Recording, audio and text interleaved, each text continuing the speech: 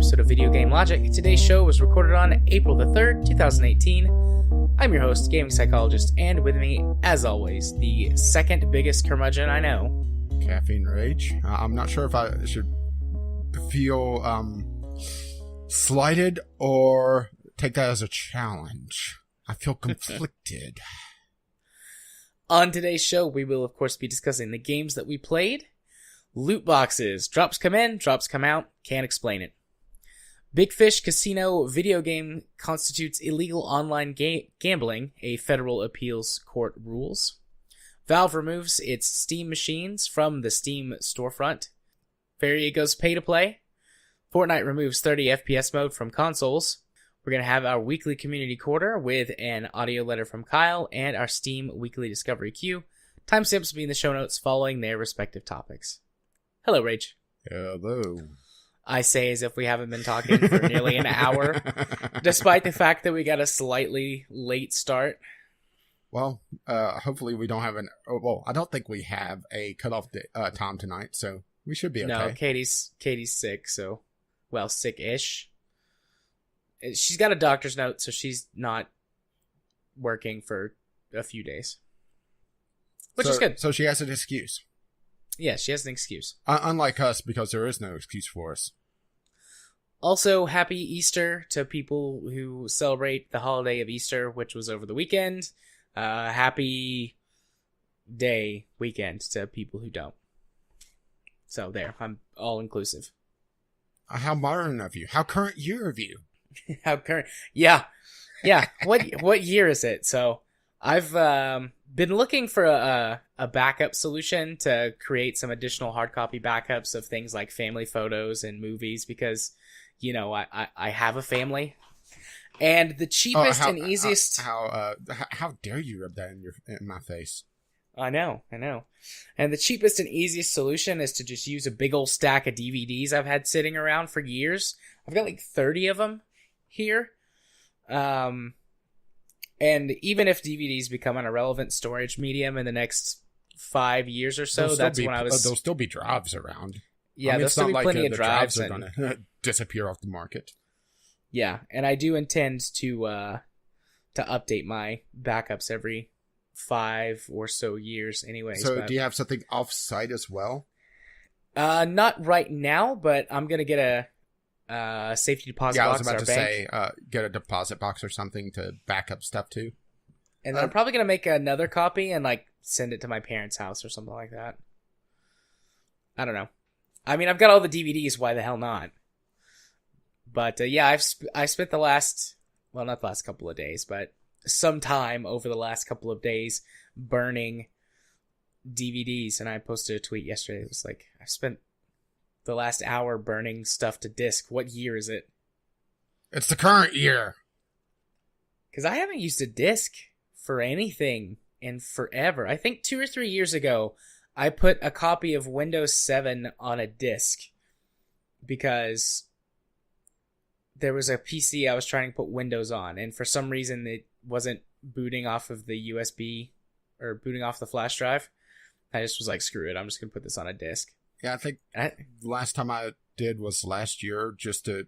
I was cleaning out my anime download folder and was there was a few shows I wanted to keep, so I split them into a couple of DVDs. Yeah. Which, that's not exactly an ideal solution because video files are pretty damn big to begin with. Granted, I typically only watch 720p unless it's a show that is just fucking beautiful, but typically there's not that big a difference on the majority of anime to warrant the size differential. So I just go 720p for a quick download and watch it like that. Yeah. But that's really been the only time because most of the stuff we get these days is all digital, and that actually tends to be a problem at times because, we don't have this on the docket, but one of the Game Club games that we have on the potential docket got removed from Steam. Yeah, weren't there a couple that did? Or was it just it was one? a couple in the series, the Call of Juarez series. Right.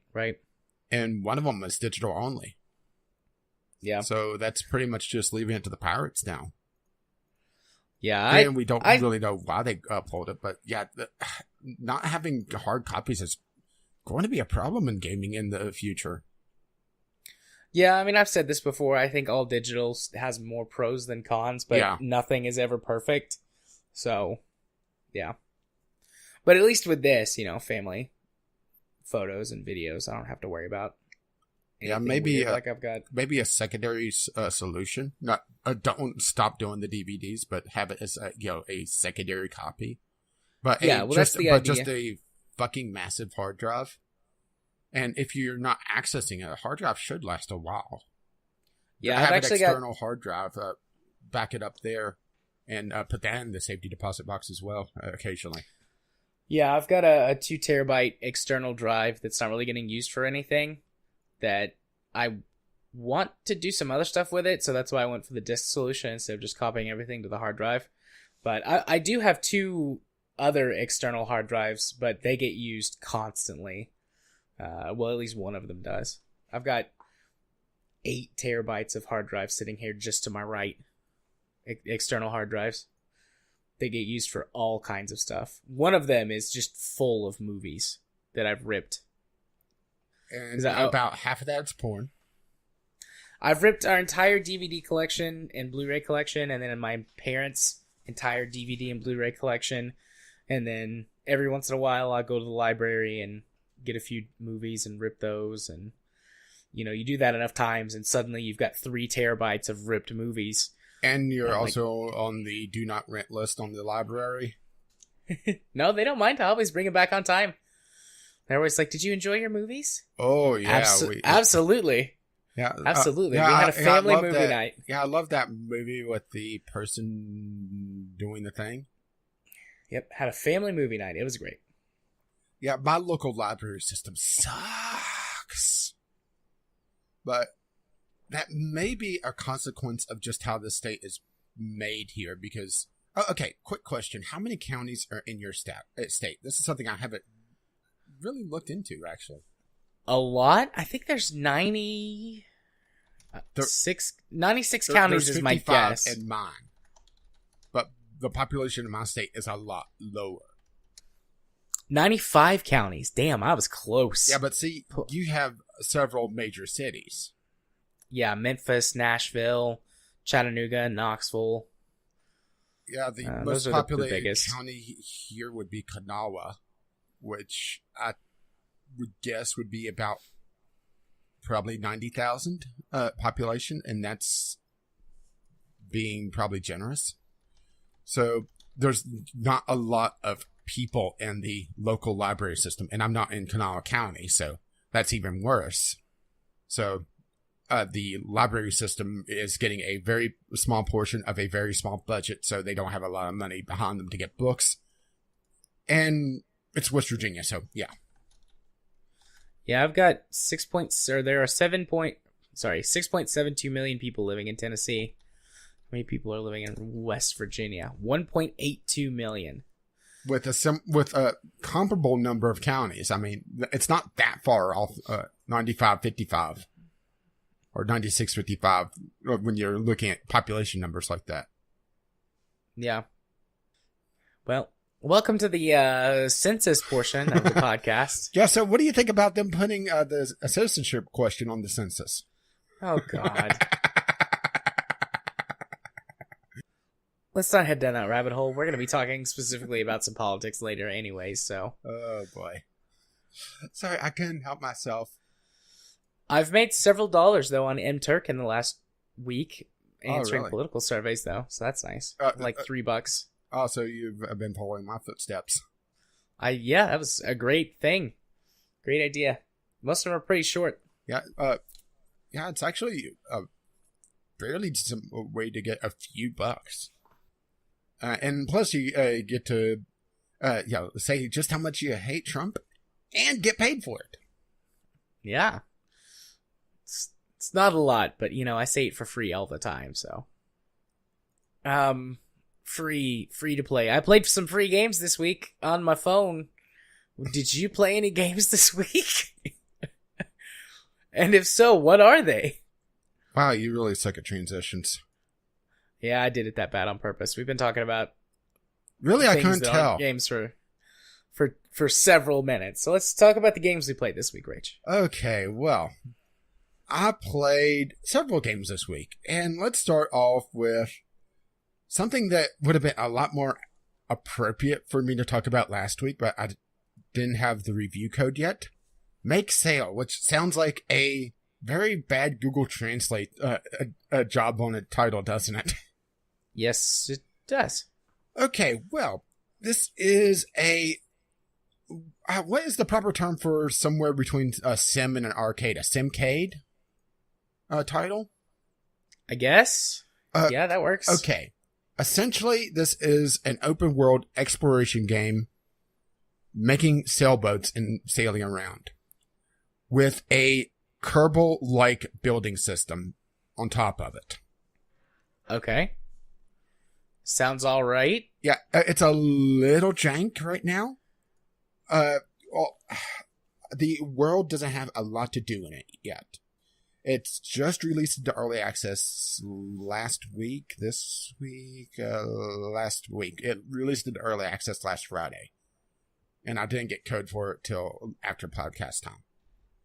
You wake up in the middle of this just maelstrom, and it talks about the chimes that prevent the world from getting blown away or whatever have been stolen. You need to go recover them.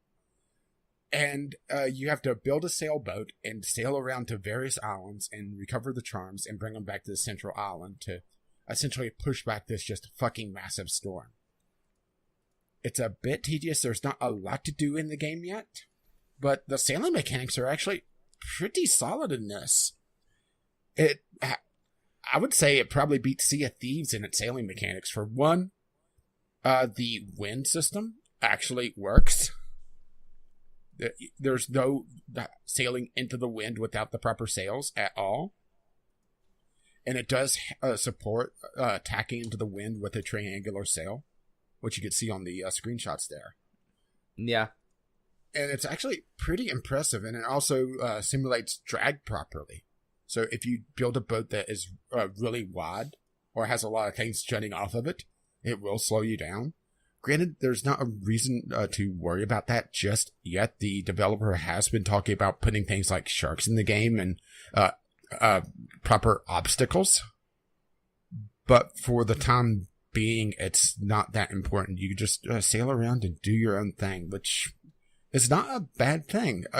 I did mention that the building system was a little jank. Let me elaborate on that a little bit. This uses the Kerbal system where everything is in modules, little chunks of the boat that you snap together like Legos. I'm not sure if there's a better way to describe that than that, but what the hell. And every piece has nodes on it, just like how Kerbal has it, where, how they snap together properly. Yeah. Well, some parts only have one or two nodes on each face. So, like the boat hulls, you could only really snap together one way. And they'll have attachment nodes on the side to be able to snap them together that way. On smaller pieces like masts or the logs that you could use as outriggers or to hold up other things, the nodes on them are so close together that it's very, very difficult in the current build to be able to say which node you're going to get until you attach. So you end up getting a lot of trial and error, and you get a lot of things not wanting to snap together just right because everything is so tight together, particularly on mast logs, that sort of thing, that it kind of does almost Z-fighting-ish, where it's quickly going to be between 2 or 3 nodes, which is a little frustrating, especially because it simulates drag properly, so if that is underwater, it's going to create even more drag. And there's not like I said, a lot to do in this game. You pretty much sail around, you go to an island, or you sail past an island and see if there's anything to pick up on the island. If there isn't, you continue sailing, and you're in this giant a hurricane, essentially, with layers. It's an onion cane. Okay. So as you collect the chimes and return them to the central island, it pushes back the hurricane in a layer. So the first chimes are right near the central island. So you sail out, and because of the wind, you're pretty much just going around in a circle unless you're lucky enough to get a triangular sail. I wasn't able to find one. It may just be the fact that this is a semi-procedurally generated world. All the islands are handcrafted, and the loot nodes on them are placed by hand, but then it's randomized. Yeah, the essentially a variant of the chunk-based procedural generation. And I didn't get lucky enough to find a triangular sail. It may just have been on an island that I didn't see because of how the things are set up. But you sail out, hit the chimes, you go back to the middle, and you turn them in, and it pushes back the winds, and then you sail out again. And it's a satisfying loop, but this is a podcast game, at least right now. There's not a lot of really what you consider a survival element to it, even though the game does bill itself as, survive an ocean of storms and beasts. Well, so far, the only beasts in the game are these, floating blimp fish that you can actually hook onto with a tether and have them drag you around. And cool. And there's jellyfish that you could have zap your ship to actually get energy. There is a way to propel your ship without sails. There's jets and propellers, but they use an energy source that is limited.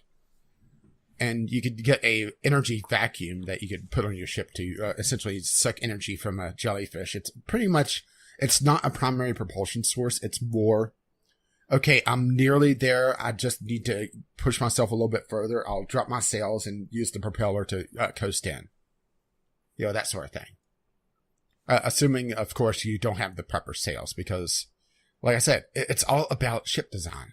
And I could actually see this getting a bit of a following behind it like Kerbal has.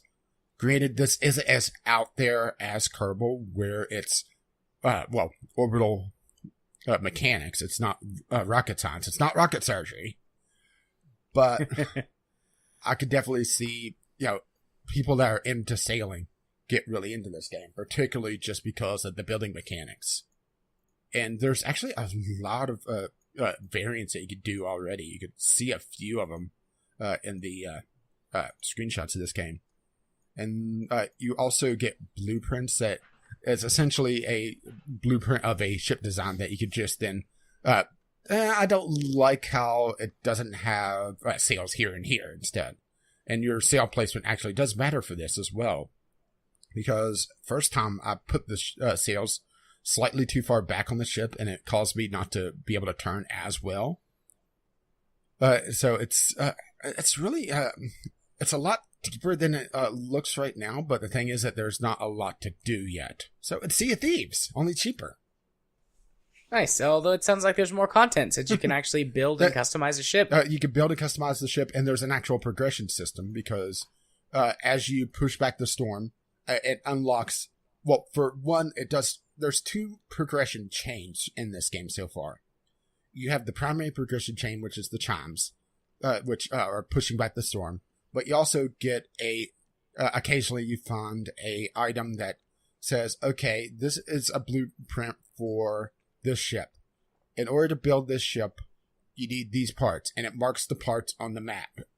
And sometimes they're in the storm, and you don't get to go for them until later. But it gives you a progression and a list of places to go. So I guess it beats Sea of Thieves there, doesn't it? It absolutely does. More content. And this is single player focused, and they have said that they are not doing multiplayer, which I don't have a problem with. This, I think, just sailing around the lonesome ocean by yourself could be a very liberating feeling. Not having to worry about 12-year-old pirates cussing you out. Yeah. Anyways, overall, I'm impressed with it. It does have performance problems right now. Granted, my system isn't the best, but the recommended specs on this is calling for a quad-core i7. So they definitely need to do some optimization. That's the primary reason why this wasn't the Sunday sampler, was that I wasn't able to get a very high frame rate with this. It was good enough to be able to play, but the recording tax on top of everything just started to dip it down to the point where I didn't want to deal with it. And also, your sailor has probably the worst swimming ability of any sailor in history, including Popeye. He could swim for approximately 15-20 seconds, and then he drowns. It's not a lot of swimming. Yeah, granted, you typically don't have to swim that far, but if you forget to drop your sails like I did once, I dropped them most of the way, but either didn't have them down all the way, or I just had enough coasting that my ship got carried too far that, I drowned trying to get back to it. And at first I was thinking, okay, maybe I just hit a button or something and I dove under the water. No. You have a very, very limited, essentially hidden stamina bar. I'm not sure if that increases over time, but I'm going to assume not. Granted, most islands have a building spot, and that's where the game also saves. So typically what I would do is I would come into essentially port at an island, pull into the building spot, and save there. And that's the only place that you can save, by the way. That's essentially a checkpoint system. Hit there, then do whatever the island has to do, and then essentially rebuild the ship just to turn it around and sail off again. So that is something that could be done a little bit better, in my opinion. And also something, really the only obstacle the game has right now is that some islands, after the third tier, essentially, for lack of a better term, the third ring of the storm, has a tether on them that will lock onto your ship and shoot it. And typically it goes after your sails and tries to knock them off. Usually you're close enough, though, that you just swim to shore, pick up the tether, which actually is a part that you could use on your ship, and then just rebuild the ship there. But if you are just too far out, or it hits you, or if you just glance it as you're sailing away, I could easily see it where it caught you just at the wrong time. Or there was a couple times that instead of hitting my sail, it kind of clipped the ship and kind of broke it in half. It went all Titanic on me. And the ship actually does have a proper buoyancy system as well, which is rather impressive. The building mode shows a meter that shows your overall ship density, and it shows the density of the water, and it gives you an idea really well of just how well your ship will float without having to do trial and error. So it does beat Kerbal on that front. But the tether, I could definitely see the tether islands causing problems if you clip them while you're sailing away and it sinks you, because you only had so much of a limited time that you may drown before you even realized what happened. But that's pretty easily negated just by watching what island you're going towards and not really, pulling in front of an island that you haven't explored. There's no way to really mark which islands that you've explored, though. That's something I would also like to see is they have a very basic waypoint system, but no way to really take notes on the islands. And because there's so many of them, it could sometimes, unless you're just sitting in essentially a tier of the storm, or where the storm was, because you don't want to go where the storm was. That's bad. If you stay in a tier and pretty much just make a circumnavigation of the clock face, I guess, or whatever you want to call it, and pretty much tick off all the islands, you could get a situation where you have a dangerous island that you didn't explore and essentially make safe. But this is one to watch if you're into sailing. So I think I pretty much sold this to Kyle. Sold it to me too.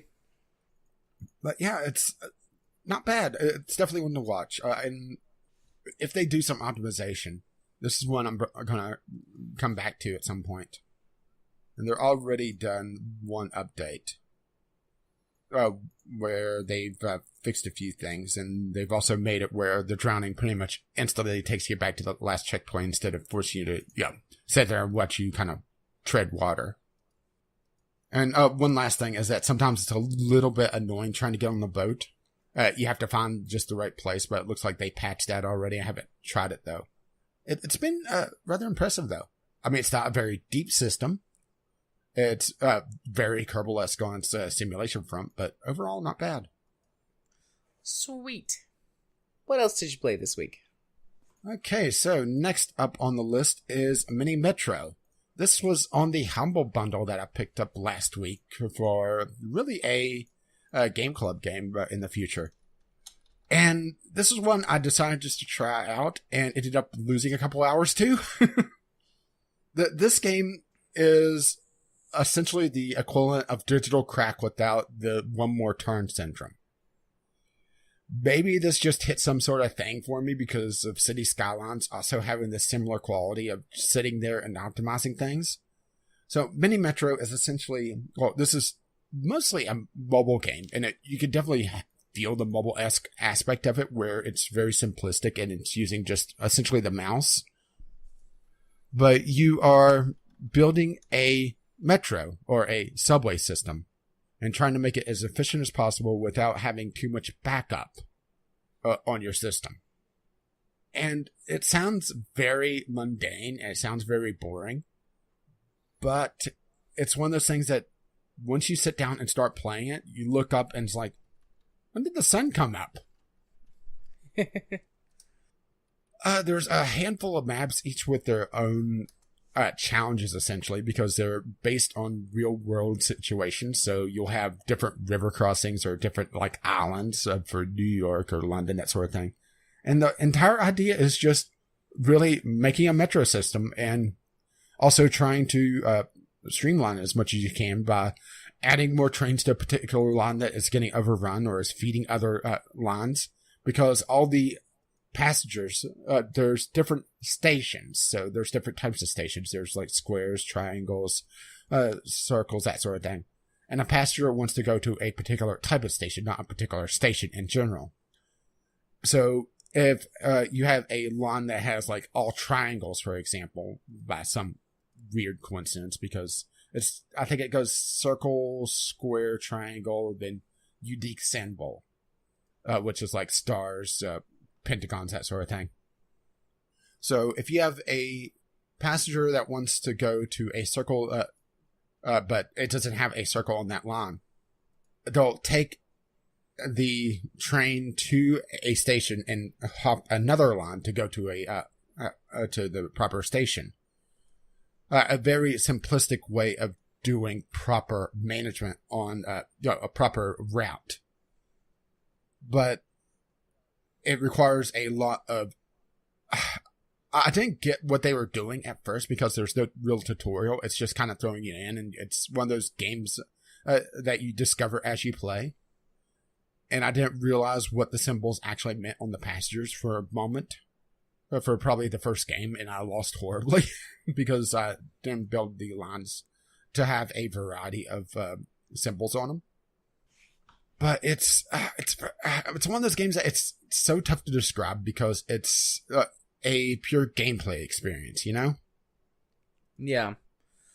I've had my eye on Lifeline, or not Lifeline, Mini Metro for a while. I'm gonna be talking about Lifeline briefly when it's my turn, but I've had my eye on Mini Metro for a little while, and I got the Humble Bundle as well, so I have it, but I haven't played it yet.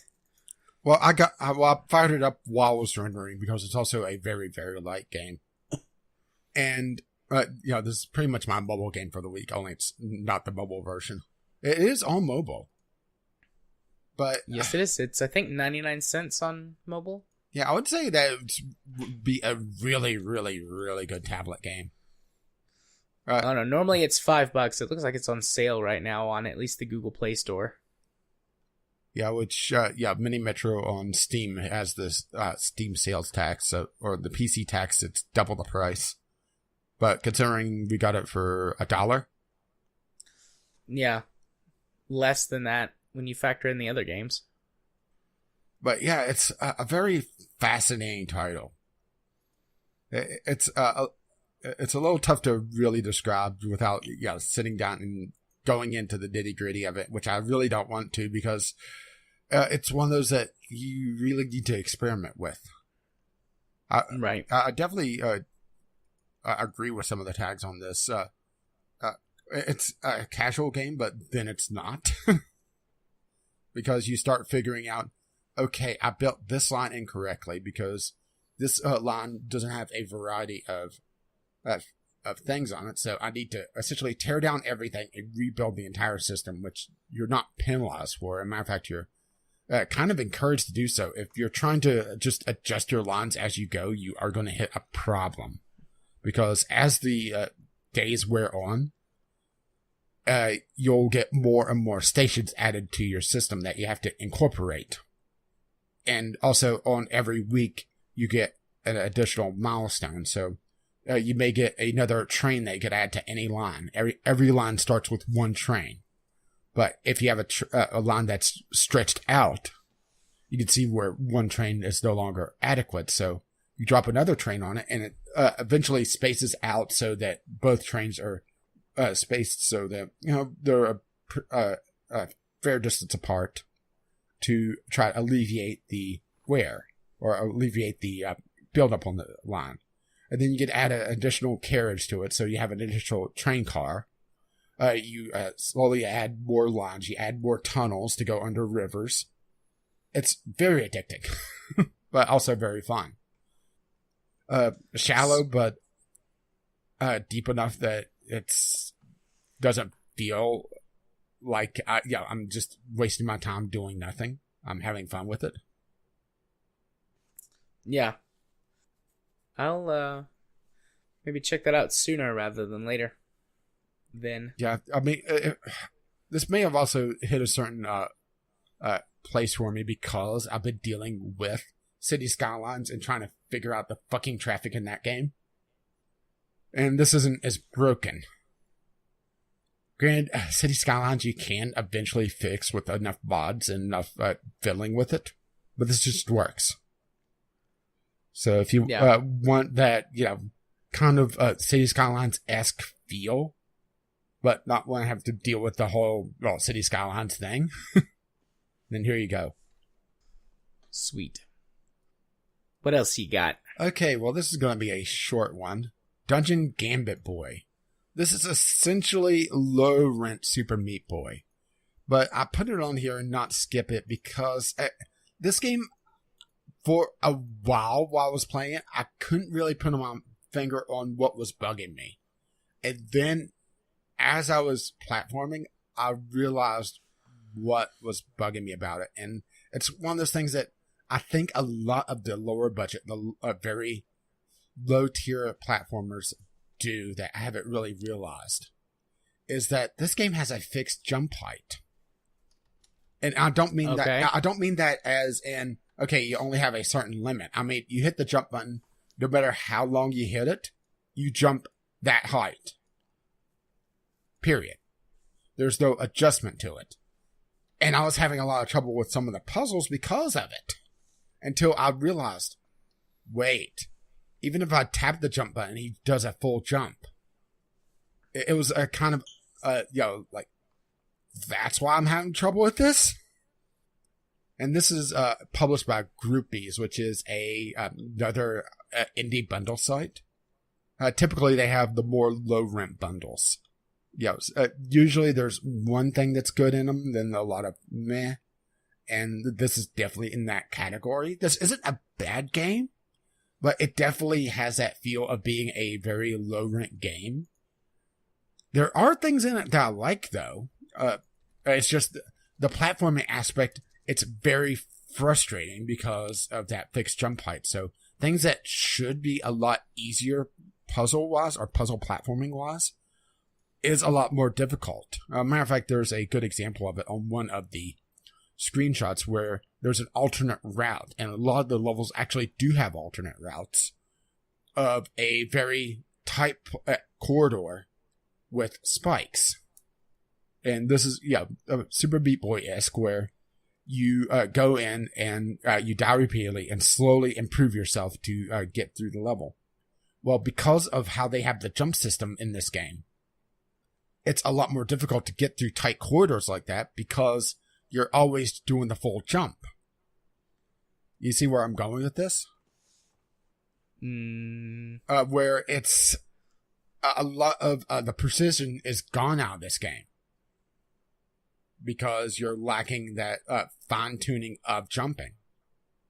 It's like if Mario always did one type of jump and there was no real way to guide him, which this game also, it's not a fully momentum-based game. You can start and stop. This isn't full Super Meat Boy. But there's a lot of sections where you have to go pretty much full speed to be able to make a jump properly.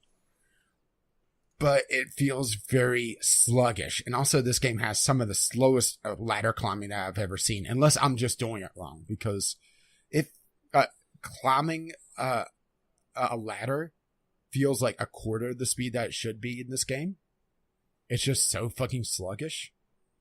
When most of the time whenever I encounter a ladder, I would just wall jump up it instead, or wall jump beside it, because it was just so damn sluggish. And something else that kind of annoyed me in this game was that, well, you can see on a couple of the screenshots, whenever you die, it gives you the chapter and the level.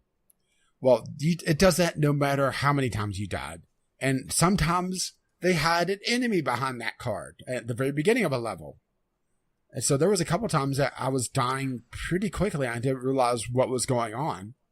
There was a bat hiding just above me, and I had to pretty much immediately step to the left and then jump over it. But I couldn't see it at first, which is a dick move. Yeah, that's a super dick move. I mean, this isn't I want to be the guy. I want to actually have a chance in this game. But it's also priced right in the budget range, so it's not a case of a high budget title or, a high price title that's really a $5 title that's, priced in the $15, $20 range. So, it's, if you want to try a Super Meat Boy X title and you don't want to wait for Super Meat Boy to get on sale, well, here you go. Or if you played Super Meat Boy and want something a little bit more jank for some reason. Maybe somebody just likes janky things. Like you? As long as it's not broken. I mean, this isn't broken. It requires a certain approach to, especially the platforming. And probably the best example I could give for the reason why the jumping feels so weird is that occasionally there's, it's usually a bat, but there's a couple other enemies that does it as well. That if you get close to them, they'll start following you around. And you touch them, you die. I mean, pretty much standard for this type of game. Well, because of how the jumping system works, if they catch you in a very shallow corridor or with a low ceiling, you're pretty much doomed unless you're in a very particular spot or they're coming at you pretty much straight on instead of above you. Because there's no way to try to just sneak past them. You'll just hit your head and be forced back down. This game is more, kind of me discovering why some of these low budget platformers feel so off at times. And it's given me a way to really test a platformer whenever I play it. So if I play a platformer and I tap the jump button, and no matter how quickly I tap it or how much I hold it, I jump the same height, well, that tells me that there's a particular type of platforming involved now. It's something I didn't really give much mind to. So thank you to Gambit Boy for that. Give me a new litmus test on shitty platformers. Yay? What? I guess. I mean, I don't really like platformers, so. Well, how about a game that you'll probably will like? Okay. Steamworld Dig 2. This is the new series on my channel. This is the sequel to the original Steamworld Dig that I covered 2 years ago, almost exactly now. And this is Torchlight 2 syndrome all over again. where the first game was had a very solid base to it, but you were pretty much stuck in a single theme and a single feel of the game, and just it was a slow grind. This, in the first 3 hours, I've gone through 3 different themes of levels, and just the change of feel to the game and the change of music has kept it a lot fresher than what Steamworld Dig 1 was in the very beginning. So they've learned their lesson a lot from the original game. This, for those who don't know, Steamworld Dig, and Steamworld Dig 2 by extension, is a mining, platforming Metroidvania game where you're essentially creating a Metroidvania level as you're digging down to this mine system. Getting loot, going back to town, selling it to get upgrades to dig further down to the mine to unlock more static levels. The placement of the original gems is semi-procedural, they're randomized. And then you dig down, get them, go back, and you eventually find caves and levels that are static, that are essentially a puzzle platformer section. And usually they're some sort of upgrade at the end or a new ability. For example, the tutorial dungeon, at the end of it, you get the ability to dash. Then you'll get the ability to, one of the later ones I got is actually a hook shot to be able to latch onto things and be able to Spider-Man your way around the level. Not full-on Spider-Man, it's not swinging, but yeah, close enough. But it's a very satisfying Metroidvania, or a very satisfying take on the Metroidvania genre, where you're given a fair amount of freedom to really approach the game how you want, to some degree. You still have to go through and unlock your abilities in a somewhat certain order, but you also have the ability just to skip levels unless it has an ability that you have to progress. Like the hook shot is pretty much a requirement, but you're not quite forced into it, but you're encouraged to go into that cave. And that cave is pretty much straightforward. I mean, there's not a lot of puzzling there.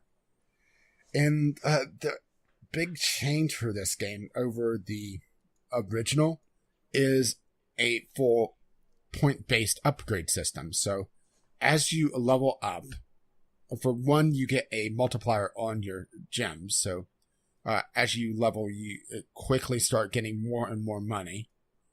But you also unlock, or you also find in the mines and also have the ability to buy what's called upgrade cogs, which as you level up, you unlock more abilities and more things that you can buy in the store.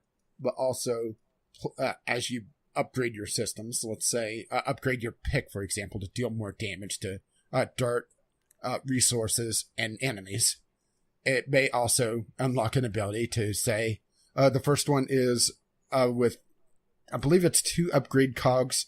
It gives you 5 more XP per enemy killed with that weapon. Or the grenade launcher, for example, is another one, a sticky bomb launcher. That for one of the upgrades is for every tile it destroys, it gives you back some water, which not all your abilities, but a good number of your powered abilities uses water to create steam because it's Steamworld Dig. All the bots are steam powered. So there's an incentive to go puzzle platforming, but if you're good enough, or if you wish to skip it, you can, and you can just grind it out if need be. But it's a Metroidvania style game, so you do want to go exploring. This is an exploration game. And I talked about the Torchlight 2 syndrome, just the fact that you see so much diversity, and the fact that it has an overworld makes the game feel a lot fresher. It doesn't wear out its welcome nearly as quickly as the original Steamworld Dig. Any questions thus far? So far, nope. I'm good. You could dig it? I dig it. A couple complaints about it. The platforming is a little... It's not as jank as Dungeon Gambit Boy, but it does take some getting used to because it's very... I'm trying to think of the good way to explain this. There's not a lot of ability to adjust yourself in the air. You could change directions, but that's it. So your momentum is still carried over. So there's a couple...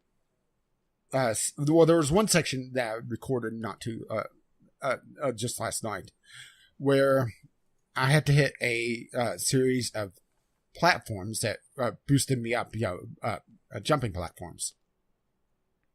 Well, I hadn't really had a section like that before, so I was having a little bit of trouble because it required me to pretty much not try to go over to the next one until I hit the apex of my jump.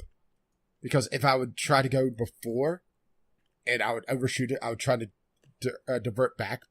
But I kept missing that way as well because I had too much momentum overall. It's a little bit of a weird system. But you're not jumping that much in this game. A lot of this game is, well, I shouldn't say jumping like that. You're doing a lot of wall jumping, a lot of wall climbing, a lot of digging. There are combat sections in this game, but you're mostly grounded. You have your grenade launcher. You have your pick for your melee combat. But a lot of it is just digging and finding resources. And overall, so far, I've enjoyed it. I'm put about 4 or 5 hours in this game so far. I'm not exactly certain how long this is overall, but I will be talking about it once I complete the game. But I feel like it's pretty much a flat improvement over the first one. And this is also supposed to be a bridge between the first one and also Steamworld Heist, which is the sort of turn-based... I shouldn't say turn-based XCOM, because a 2D XCOM like game. Yeah, we know something like that. Well, 2D XCOM as in side-scroller.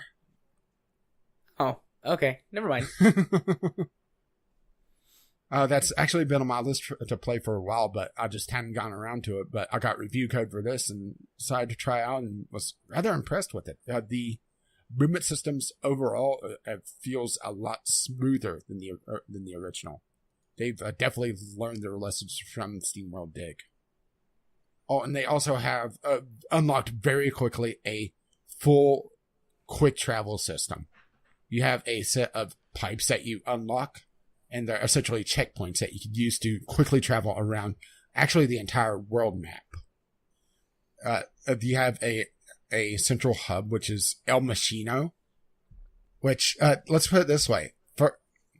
First episode of my series, the mayor was talking about how you shouldn't listen to so-called experts, just keep the ore flowing. And I just kept saying, don't make a political statement, don't make a political statement, don't make a political statement to myself. Because, yeah. But you have the central hub, which is El Machino, which has all your vendors, and then it branches off into a rather large overworld and a rather deep mine with branching paths off of it for different subsections. And all of them have their own checkpoints and quick travel points, which was also another problem I had with the original Steamworld Dig, where once you got past a certain point, it started to get more and more of a grind to get back up top. And I was starting to get a little concerned about the lack of really consumables in this game, because the first game had ladders that you could build to be able to climb easily, but this has a hook shot, which is rather impressive on use. It's very quick, it's very agile. It takes a little getting used to, just because it's a little bit sensitive on its vertical versus horizontal. But that may just be the fact that I'm using a PlayStation controller instead of an Xbox controller. And I have a custom dead zone set on it because I like my dead zone a little bit larger. So that may just be it. Or it may just be the fact that I'm not using the D-pad on it, which maybe I should. I typically default to the analog stick, but for this game it may not make sense to do so. But yeah, impressed so far. Well, that's good to hear. They streamlined the progression system. They made it make more sense. They've added a lot more mobility. They've cleaned up the platforming. They've cleaned up the progression. They added more sensible progression. They added an alternate way to progress if you don't, or if you get stuck. Because sometimes the puzzle platforming can be a little bit of a challenge. There's a couple areas that are more fast-paced. That, yeah, if you're not into a fast-paced platformer, may be a problem. But you're able to just go get minerals to get an upgrade cog or two instead. Or you don't really even need the upgrade cogs, at least not yet. That's the thing, is that I'm still fairly early in the game, I think. So the upgrade system may be more important later on, but for now, it still feels like, this looks cool, this looks cool. Ooh, resource nodes destroy the blocks around it, so I could get things to chain. That sounds really good. But no, must-haves. There are convenience items. There are things that speed up progression, but that's it. But yeah, definitely worth a look, especially if you like the first Steamworld Dig. And that brings me to my last game. Jared, have you watched the trailer for this game? Yes, I have. I have indeed. Titan Ultra. I got a very early code for this and no embargo date. So I decided to try this, and I went into this expecting one of two things. Either I was going to absolutely hate this game, or I was absolutely going to love it. And I'm leaning more towards the love. What? That's good, because I haven't played this game, but I know that I love it already, so. This is essentially Crazy Taxi plus Japanese mecha plus pizza. You are the new pilot of the Pizza Titan Ultra, this 10-story pizzeria mecha, and your entire mission is to deliver pizza around the city and fight off the evil Cheesebot, who is a cyborg from the future, who definitely is not Chuck E. Cheese, and fulfilled the request of your VIPs. So this game has two modes in it, where one is pretty much your free play, very Crazy Taxi-esque, where you're going around just trying to deliver as many pizzas as you can. And then you have the VIP mode, which the VIP mode is pretty short. It's about 4 or 5 hours. About 30. It's 32 missions across 8 maps. 3 missions per map. And the VIP mode is similar to free roam, only with an additional thing. So, for example, the first VIP you get is Robert Ross, who is definitely not Bob Ross. And he wants you to find what they call secret ingredients. On each of the 8 maps, there are 5 mega ingredients that give you a cash boost in free play mode and in ultra mode. But in this one, he needs you to find a certain amount of them to be able to make the ultimate pizza with, titanium white mozzarella. And it's you're able to do some of the VIP missions very quickly. There's others that are more annoying, and that's more of the game locks you into combat animations, which sometimes is a good thing, sometimes is a bad thing. Some of the more combat-oriented missions are a bit of a pain. For example, later on, you have to fight these essentially giant mechas that are on the enemy side, and they have tractor beams. And there was a couple times I just was getting pulled between several of them. But that's more of a situation of me letting them build up too much. I wasn't taking them on one at a time. I'll let them gang up on me. And also, as you upgrade your mech, all the upgrades are cosmetic, all right? There's a garage system, and the mech is completely modular. The arms can be customized, the chest can be customized, the backpack can be customized, the head and the legs, all independently customized. as you buy more of the upgrade parts, it builds up a upgrade meter in the game, which unlocks a new ultimate ability. Which, for the most part, the first one is fine, which is the super sprint mode, which also negates any negative movement speed. So the cheese bots eventually will have a tanker that is spreading these, essentially American cheese. Just crap cheese all over the place, and it slows you down. Right. And in order to destroy it, you have to do your stomp attack, but you can't attack while you're stuck in this cheese. You're only able to slowly move. But the dash attack negates that, so you're able to escape. You eventually unlock the ability to do a chest laser, a shield, or able to pull in the collectibles in the area to you, which is also important depending on the mission, because some of the missions require you to get a certain amount of a collectible, like so many dollar signs, some of the little cash icons. Some of them require you to be very careful and not destroy things. Others require you to destroy everything. They're very diversive in what they require as your secondary mission in the VIP section, which is fine, but I do think that this game is going to be one of those that you pick up and play every so often and not really put a lot of time into in one setting. Like Crazy Taxi was back in the day.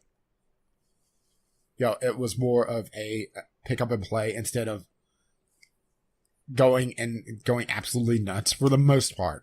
There is a learning element of sitting down and learning the maps, and the maps do get actually fairly complex really quickly. The third map has two higher platforms that you have to be able to use jump pads to get to, or do some platforming, which the camera angle makes a little bit annoying until you get used to it. And the camera isn't exactly the greatest. There was a couple times that I took some major damage because there was an enemy hiding behind a building that I couldn't see because of just how they were situated with the camera. But then I just knocked down the building and it was fine. Collateral damage, right? Yeah. I want this game. Yeah, I think it really comes down to what the final price is, because I don't know what the price is going to be on this. They haven't announced it. I requested a review kit copy, which has not been answered yet, but sometimes those take a week or more to I was actually surprised process. I got it, because I got it this early without an embargo. Yeah. Because typically whenever I get a game that's 3 weeks out, this releases in late April. Actually, I think they finally put a release date of April 27th on. Usually there's an embargo for a couple of weeks, but nope, nothing this time, so I was free to talk about it and record it. Indeed. Yeah, I did mention the combat a little bit. Whenever you're fighting the big robots, it has a lot of references in this. My big litmus test that I mentioned in my video for this was Ready Player One. If the references annoy you in Ready Player One, do not play this game. Period. Because all the customizations are some sort of reference. There's Power Rangers that I recognized. Particularly the old Dragon Zord, it looked like, or at least parts of it. Transformers. At least 2 or 3 different Gundams. All your VIPs are some sort of reference. You have Bob Ross. You have Captain Planet who calls up. Then you get some weirder ones. Like there was a mixture of Chung-Li and Princess Leia. Who called up wanting a pizza. And I'm pretty sure Billy, who is the delivery boy, it looks like a little like Fry from Futurama, only with freckles. And Billy West. Yeah, I'm looking for... last screenshot for all of them. Is the cast. Oh, okay. And Billy is the one that's holding the pizza paddle in the lower left. Yeah, I can see that. But, yeah, I actually had fun with it. But it all comes down to price. If this is overpriced, I would say wait for sale. But if you're a fan of Crazy Taxi-esque games, this is definitely one to check out. Not a lot to talk about because it is a very simplistic game overall. But hey, you're fisting giant skyscrapers and delivering pizza. That sounds like a good time to me. And I mean, literally fisting in the VIP mode, because once you complete the VIP mission, it's mission over, and you launch a rocket fist, and it launches into the living room, and they deliver the pizza. Nice. I want one of those pizzas from a giant robot who's destroyed half the town delivering it. Yeah, well, you know. Yeah, some of the missions are a little bit more annoying than others, especially ones where you have to avoid doing damage to the town, or have a very a particular thing you have to hunt down.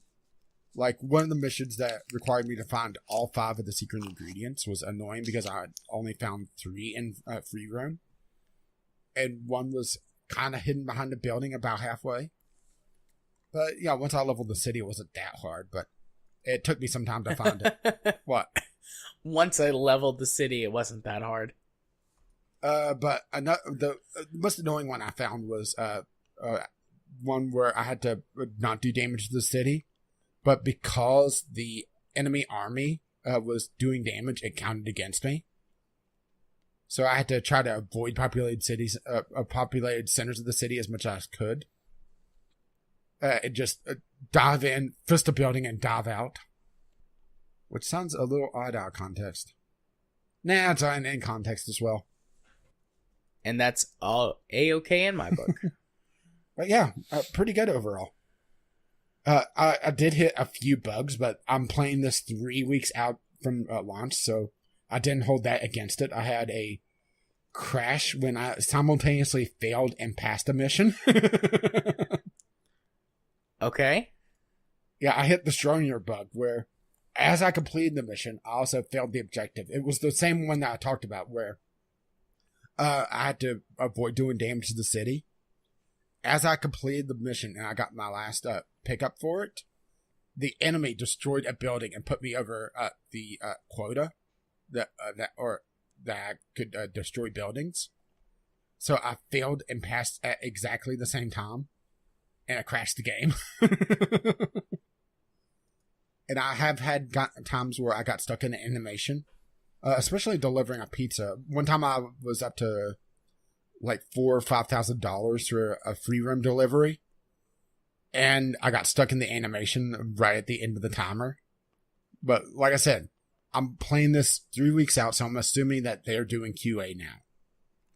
So I don't hold it against them that much. Now we'll see if they fix it after the fact, though. But yeah, that's pretty much it. Unless you have questions about Pizza Titan Ultra. I don't think so. Oh, and also, I just want to play it myself. Well, let's put it this way: you could also in the garage completely customize the colors. And I actually referenced you whenever I painted my Titan pink for a second. I know someone that's going to make it a garish color. And the Titan has 3 different colors that you could paint. Yellow, primary, secondary, and tertiary. So you can make it look hideous. Excellent. And when you say hideous, you mean fabulous. No, I mean fabulous. Fabulous. Oh, my throat is absolutely killing me. So why don't you take it over? Indeed. So I had 5 games this week. They're all mobile games because I didn't play anything new during the week. And then I went to my parents' house over the weekend for Easter and downloaded a bunch of mobile games to play. So the first one on my list is Anybody Out There Dead City. This is one of those sort of storytelling, choose your own adventure type games, just like the Lifeline games. And the one I had last week, which I actually hit the end of the demo on. I was assuming it was a demo, but it kind of put me off rather soon after we talked about it, just because of a long rant it had. Yeah. But, so anyways, this is one of those type games, and you're contacted by someone who's surviving, or who has survived the zombie apocalypse, but they're in some sort of alternate universe, or dimension, or something, because, like, they ask you a bunch of questions, and you respond, and you're like, no, there's not been any apocalypse, there's no undead walking around. Not that I know what of. you're talking about. So, it does a couple of interesting things that I haven't seen these other games do. It's got this sort of telltale system at the end whenever you complete an entire day. Yeah, I see that on the screenshots. It'll tell you all the choices you made and, you know, who made those choices and whatnot. So that's pretty cool. But otherwise, it's pretty standard for this type of game. It's got I've noticed a few typos in it. So I'm not sure if this is translated from, you know, some other language to English, or if they were just like rushing it out the door or something. But this is this is from Head Up Games.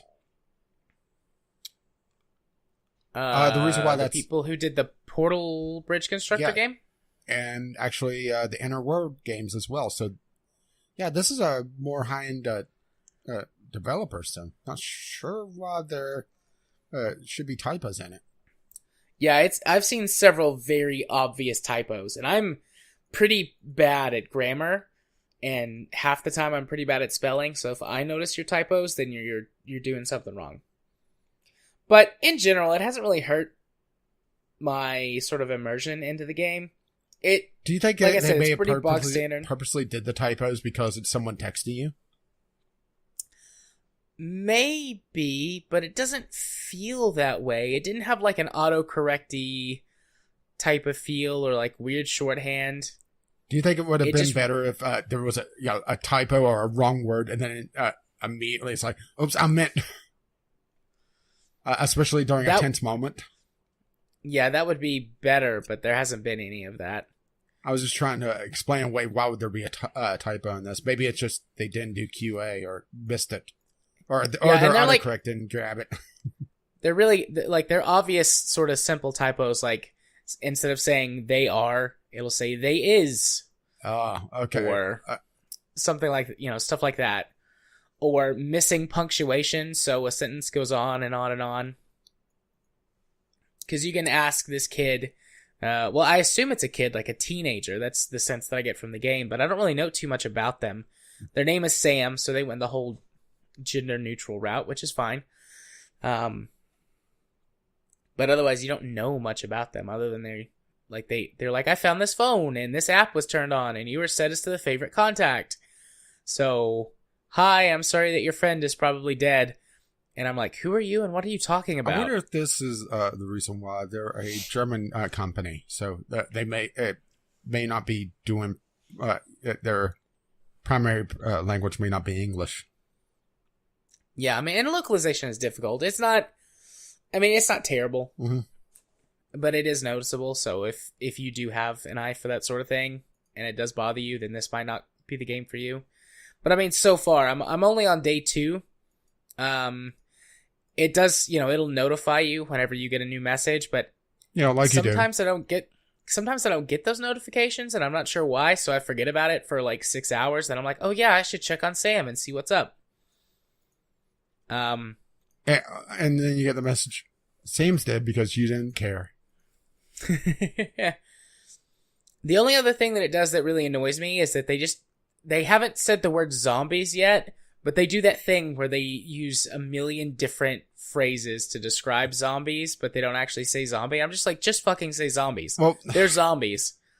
There's a reason why, at least I've heard people talk about this, especially in universes where zombies exist, or zombies in sarcasm quotes. It's the idea that the zombies don't exist in the mythical lore of that world. So the obvious things that you would think of when you're dealing with a zombie, they wouldn't think of. So since the word zombie doesn't exist in their vocabulary, they're having to learn everything on the fly. That's what I've always heard, and it makes the most sense to me. I don't think the word zombie that makes sense, but anything. So but for they like also don't writing they don't want to fall into the cliche of zombie. Yeah. I mean, I understand that reasoning, but it still bugs me. Like, that's the only part that really annoys me about this game is I'm like, just fucking say that they're zombies. Jesus. It's not that hard. But otherwise, yeah, it's a standard one of these, help someone choose their adventure, play in real time choose sort of their games. adventure game. Yeah. So it's fun. And it only costs 99 cents, and it's definitely worth, in my opinion, 99 cents. So if you're looking for one of these games to play on your mobile device, at least on your Android device, I don't know if it's on iTunes, and if it costs the same, but at least in the Google Play Store, 99 cents. Pretty good game. Next on my list, Car versus Cops. Oh boy, this looks basic. It is super basic. This is a game where you play a car and you try to outrun cops. You mean like the title? Yeah. And it's on a black grid, black and white grid. Okay, tell me one thing. Literally, that's it. Tell me one thing about this. Is there ability to change your car to a Ford Bronco? Yes. A white Ford Bronco? I don't remember if it's white or not. But there's quite a few cars, but the thing is that this is a free-to-play game, and that's where they get you, because you got to collect coins, and if you collect enough coins, you can get a car for free. Does it use the gacha model where it's a random thing, or is it the cars slowly improve and they also quickly improve in price? No, you can buy any car at any time, and all of the cars cost the same amount of coins because they're literally just skins. There's a couple of cars you can unlock by watching ads. So I watched enough ads to unlock the cars for free, and then I played enough to unlock one car. So you've got like a red just sedan. You have that's your the starting same car. link on here twice, by the way. Do I? Yeah. Whoops. I'll fix that. Well, I was going to bring up the next game, but it brought up the same one. My mistake. But anyways, all of the cars seem to handle the same because I got like a Formula 1 car and like the sedan and then a truck, and they all seem to handle exactly the same. So I think that they're just different skins of the car. And I mean, you just dodge the cops for as long as you can. And, the more time passes, the more difficult it gets. The cops spawn in larger, tougher, faster vehicles, and your speed stays the same, so you're just dodging. I mean, it's alright, for like a 2-3 minute game to play at a time. But it's nothing I think special. Betty Metro still wins. Yeah, there's nothing special to it. There's nothing to write home about. The soundtrack is alright, but even after a few minutes, it's just like, okay. Yeah. So, alright game. Nothing particularly broken or bad about it, but also nothing really good about it. Next on my list is One Line, One Stroke puzzle game. One Stroke! And it's a really shitty name for a pretty decent game. Those puzzles that you would play as a kid where you had to connect all of the lines or whatever without lifting your pencil? Yeah. This is that, except on a touchscreen. Yeah, I was about to say, wait a minute. This looks very familiar. Yeah, this is a very zen game. It's free to play. You can buy the maps or the puzzle packs early, but you also can just solve all of the puzzles to unlock the next puzzle pack. So, I mean, you could, I guess, if you wanted to, buy into a certain puzzle type, but otherwise there's no real reason to. I mean, you can just buy the game, like, you install it for free, but then you can buy it for, I think, $2 from inside to remove the ads, and the microtransactions and just unlock everything in one go. But you don't really have to. And this is a very zen game. It's got a very nice soundtrack. Got some mix of like some classical music and like some very smooth jazz and techno thrown in there, and it alternates through the soundtracks as you play the puzzles. Yeah, it's just a really solid, fun, simple puzzle game. Yeah, I think this is where mobile's really shown as just the more simple puzzle games. That aren't full of absolute bullshit. Because, Yeah. The management genre on mobile is pretty much just energy bars and timers, which absolutely infuriates me. Yeah. The shooter genre you're about to talk about. Actually, I'm about to talk about the management genre. I didn't even look at your next game. I knew your last one. But yeah, One Line was quite good. I played it for about 2 hours over the weekend, just like laying in bed, chilling before I took a nap, because I was always the last person awake in the house every night anyways. Oh, I've had this one pop up before. The Rocket Valley Tycoon. Yeah, so One Line, and then good Zen game. Yeah, and the next few words in its title immediately turned me off from it. I know, but it's actually a really good game. So Rocket Valley Tycoon they should just stop there, but idle resource manager game, unreleased. So this is an early access, free-to-play, mobile, sort of idle game. And all of that sounds like garbage. And I thought it was going to be a really garbage game, but the art style and the fact that it was on a hex grid made me think, well, maybe there's something a little more to this game. And there is. So this combines some light resource management, light transportation management, gameplay mechanics with some light, at least so far, light idle type gameplay elements, with a brilliant art style that I really enjoy, something that feels very unique on mobile. To create this really interesting little management game that doesn't require too much of your time at once, but seems like there's a lot of depth to it. So it's one of those that you fire up every so often to collect and make decisions.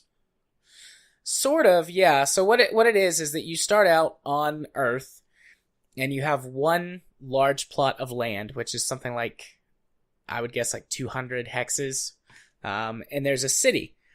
And it walks you through the tutorial mechanics, and you build your first resource harvester, and then connect it to a factory, and then connect the factory to a train depot, and then connect the train depot to a city, and you bring the city the resources that it requests. And there's two ways to earn money in the game.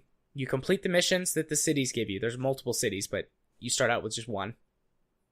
And then whenever you have excess resources, if you've got your factories and your mines set to continuously mine after they're full, it will sell those resources, and then you collect the money from them.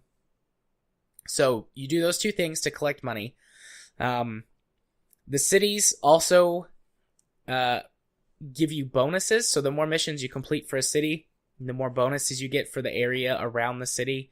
So more money when you sell resources, or automatically faster factories, or some other bonuses they can provide like that.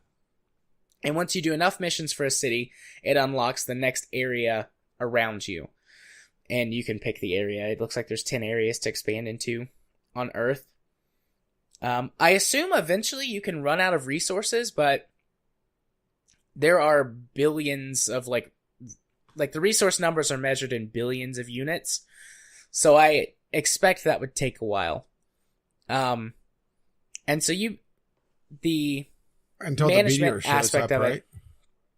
Yeah. The management aspect of it, though, is placing your factories and your train depots and things in such a way to maximize their efficiency. The idle part comes in, you can upgrade them just like you can most stuff in an idle game. That way they're producing resources faster, and then if you've got the overflow turned on, then you'll make more money faster because they're selling more faster. I'm getting pretty close to being able to build my first rocket launch pad. So aside from what I can just see when you go look at like the big map of all of the locations, I don't know what's beyond Earth, but you can go to the moon, you can go to Mars, go to the asteroid belt, and then it says greater solar system beyond that. So I don't know if there's any going to be like expansion of these mechanics, or if it's just like... You send a probe to Uranus? Oh, yeah. Or if it's just go to the next place and do the thing over again. So I'm not sure about that. But it does have some very complex supply chains for a mobile game. Like, your first supply chain isn't too bad. It's like a total of 8 things to build the final product, like 8 steps. But the second chain for the second like main resource that you need to build rockets, like computers or something like that, is like 14 steps, and there's 3 more beyond that one. So if they keep increasing at that rate, so how long did it take you to get to this point? I have played it for about 2 hours of playtime, and then idle time a couple of days. Because my big problem with this genre is that you start getting to the point where if you don't buy in, it takes you up to a week to start getting past progress for each milestone, and that's what's always put me off from this. I'll play it for a bit, then I'll hit the point where, okay, now I need to wait a week. No, I don't. Uninstall. I haven't gotten there yet. I played it for about an hour, like, nonstop when I first started playing. Because the first few rewards it gives you from the city, or from doing missions for the city, are pretty large in comparison to what things at the low end cost. And I pretty quickly unlocked the second area with the second city and started getting bonuses from there. And I got through all of that in about the first hour. And then I put it down and I picked it up the next day. And I played on it 2 or 3 times the next day, which was Monday. So Sunday and Monday, for about another hour total. And I haven't had a chance to get on it and play it today. I had a pretty busy day today, actually. But I don't feel like progress has been hampered too much. The missions, though, were randomly generated by the cities, and I had one give me a mission that I couldn't afford for quite... It felt like it was going to be quite a while. But you also can spend lots of your money to really increase the amount of money that you can make, because it doesn't have any limits on what sort of factories and mines you can build. So if you want a lot of quick cash, you can just build some several mines and factories to produce things specifically to sell, and it doesn't penalize you in any way, like for covering up resources or anything like that. Because if you destroy your buildings to do a redesign or something like that, any resources that were underneath it still stay there. Like there's no penalties or anything for that. So you just have to pay for the factories and the mines themselves. So you could speed it up that way. I feel like the progression has been fairly natural. I haven't felt like, at least so far, like it's tried to say, hey, you should probably buy some premium currency or spend some of your real money. There's no premium currency. Let me rephrase that. You should spend some of your real money to buy the in-game currency so that you can go faster, or buy boosts for currency and stuff like that. So far, I haven't felt like that's the case, but we'll see. I mean, I'm going to keep playing it this week. I want to at least get off playing it and see what the next section of the game is like. Because if it adds some kind of mechanic or changes something in a key way, that's pretty cool and I'll keep playing it. But if it's literally the same thing, just mine resources and build rockets to expand to the next stage, I'll stop playing. Because I don't want to just do that again for however many hours. But it's a fun little game. It's a lot higher quality game than the title would lead you to think. Yeah, I mean, the title immediately put me off. But to be fair, the title of the next one puts me off as well. Indeed. So, moving on to the final game on my list, PUBG Mobile. Nope. So, I played PUBG Mobile, guys, because it was free. And I was like, sure, why the hell not? Why not? I can think of a few reasons, but go ahead. It's not a terrible game, but it's not a good game either. Playing it strictly mobile is terrible.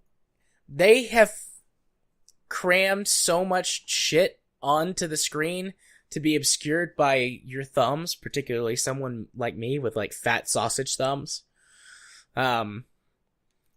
So that you're constantly misclicking and doing the wrong thing and constantly getting yourself killed. Yeah, mistapping. Sorry.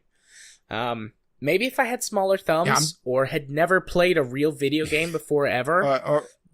this would be okay. This looks like a tablet game if you're playing with on-screen controls because, damn, there's so fucking much here. I'm looking at one of the screenshots, and there's 1, 2, 3, 3 icons plus the on-screen joystick, which is usually trash. Plus, then the backpack icon on the left. Plus, it looks like some sort of like a symbol thing along the bottom with 2 weapon slots there. Then another, I'm not sure what that is on the right, plus a reload, plus your stances, plus a jump, plus some sort of other ammo. I mean, dear God. It looks like icons just threw up on the screen. The movement's actually not so bad, because basically, when you're using the on-screen controls, what you do is you double tap to auto-run, and then you just don't worry about it. But everything else is garbage. It's got a huge amount of aim assist, because it has to, because this is worse than playing with a controller. But whenever you try to use a scope, it takes away quite a bit of that aim assist. Of course it does. Well, I should say, whenever you try and aim down sights. So it takes away quite a bit of the aim assist if you try and aim down sights. So this is essentially the reverse of what you usually do, is try to aim down sights to get better aim. Yeah, it's terrible. It was a stupid idea. I don't know who thought of that idea. Maybe they thought, yes, they'll be able to swipe around.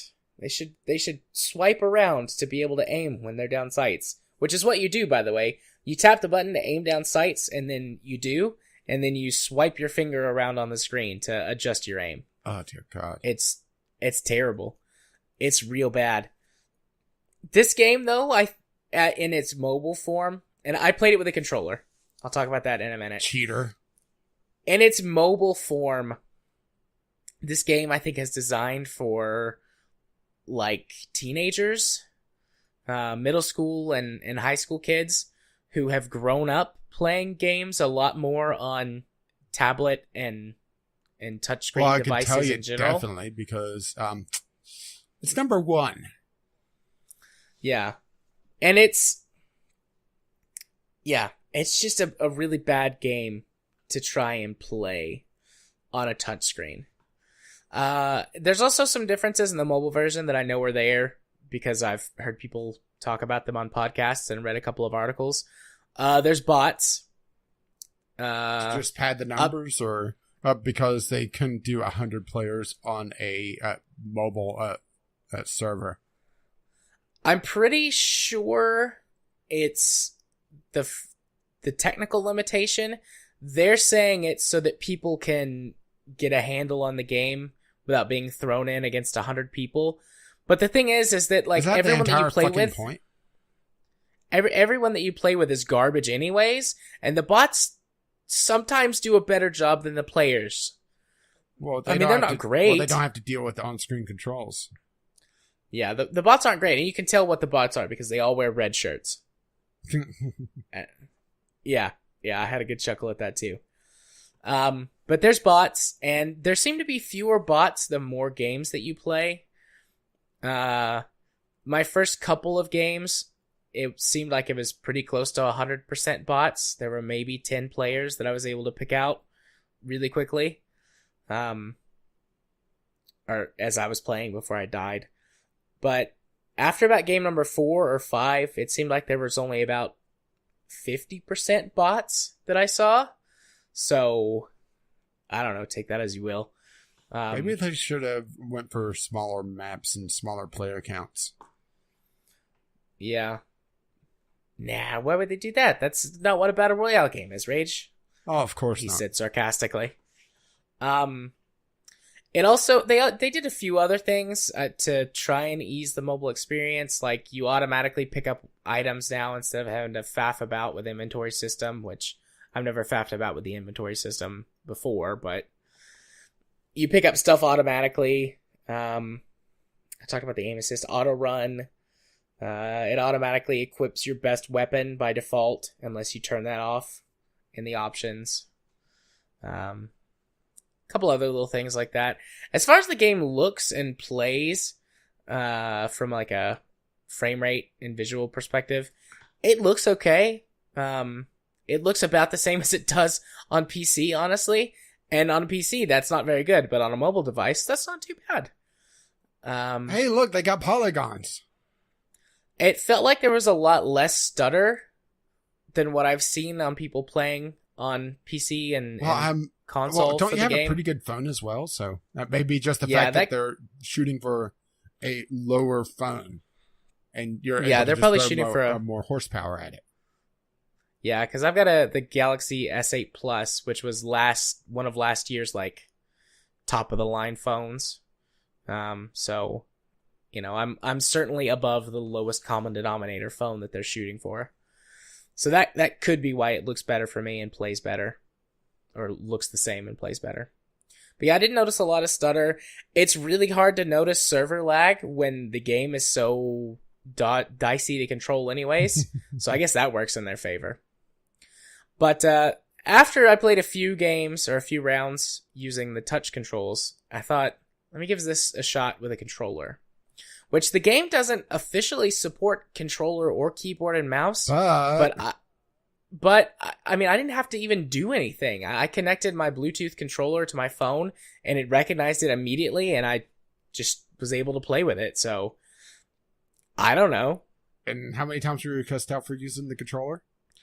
Oh, man. It has voice chat turned on, doesn't it? Yeah, but I turned voice chat off. But there's still a little... You can get, like, messages from people, and I had a few people call me some nasty names. Because they were like, you've got to be cheating. You've got to be cheating. It's like, no, I'm just using a controller instead of trying to play with the shitty touch controls. Which I have seen a couple of articles where people are saying, if you use a keyboard and mouse or a controller, you're definitely cheating and hacking in this game. From, like, quote-unquote legit publications. And this is why I don't read stuff from mobile games to begin with. Is that mobile game sites are just garbage. At least the ones I've been able to find. I think maybe I need to find a couple of the like second tier mobile sites to look for games because, yeah, using a controller is cheating. Fuck you and the horse you rode in on. Yeah, playing it with a controller, it wasn't so bad. In this whole... Well, Fortnite has actually... they have their mobile version out as well, but it doesn't look like it's nearly as popular for some reason. Well, it's only on iPhone. Oh, okay. I didn't realize it wasn't on iPhone. I don't follow these games that closely.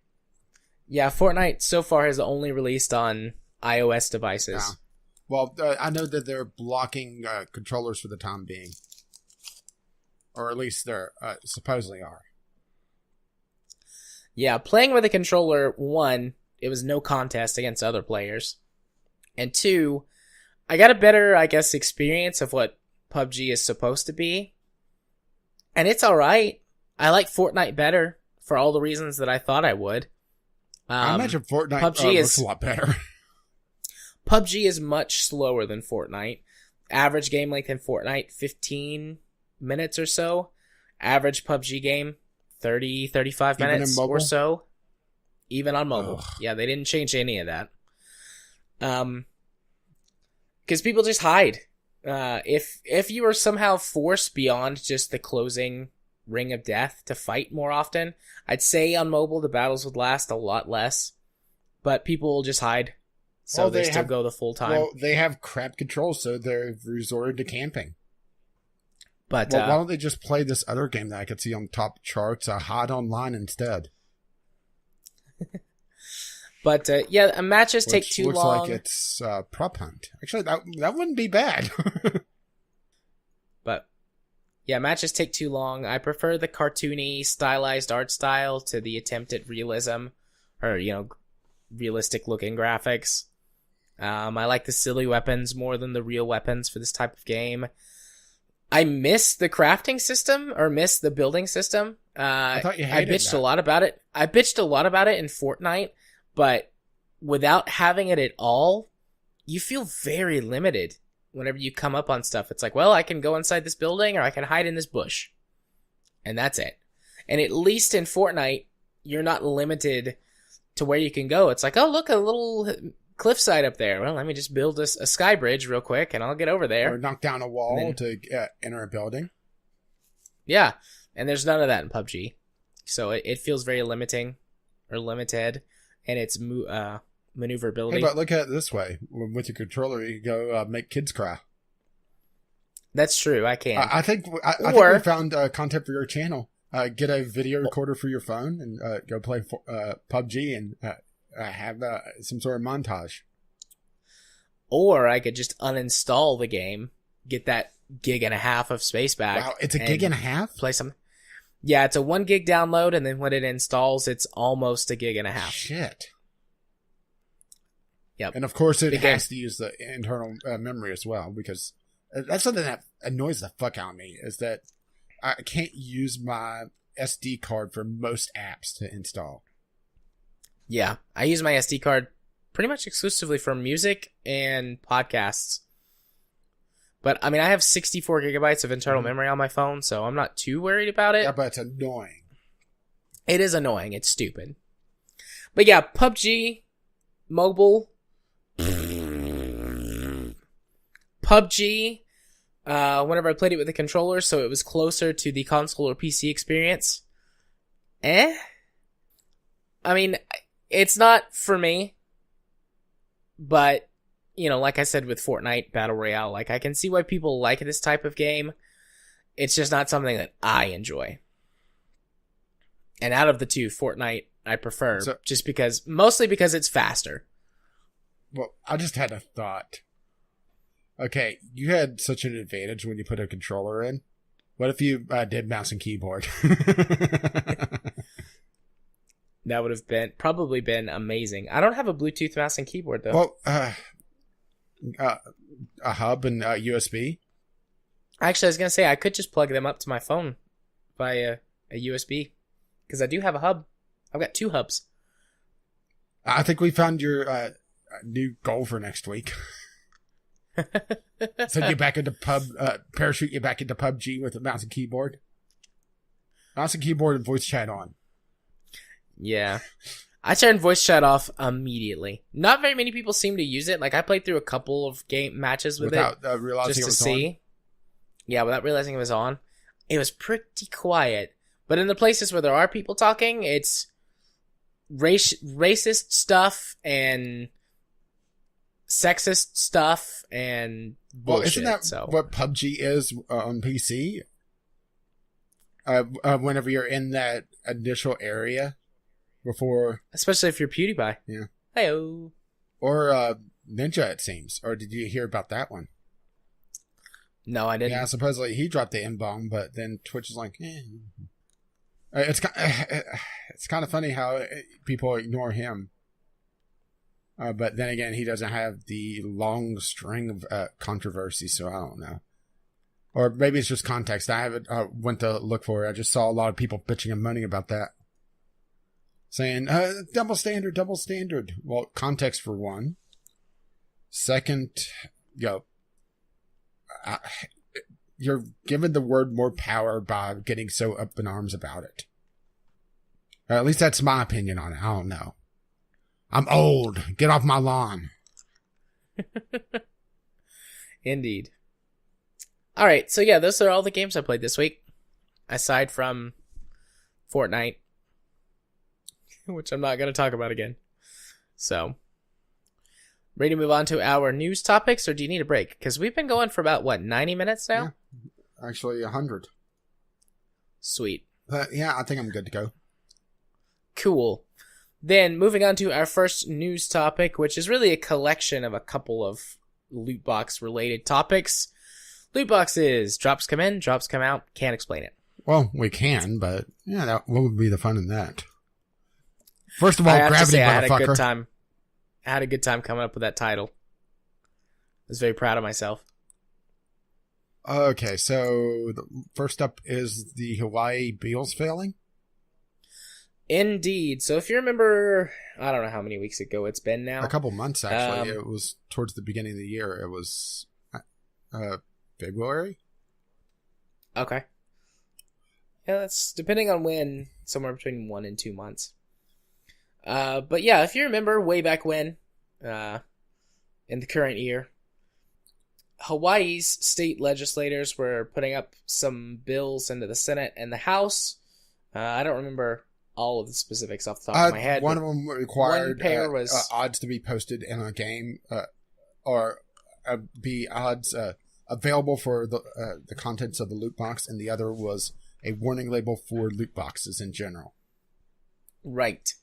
And one of those bills technically passed, but it was completely changed into another bill. It's the thing that it's the same bill in name only, and that's it. Yeah, it was completely gutted and replaced with something about food. Restaurant chain. It was changed to.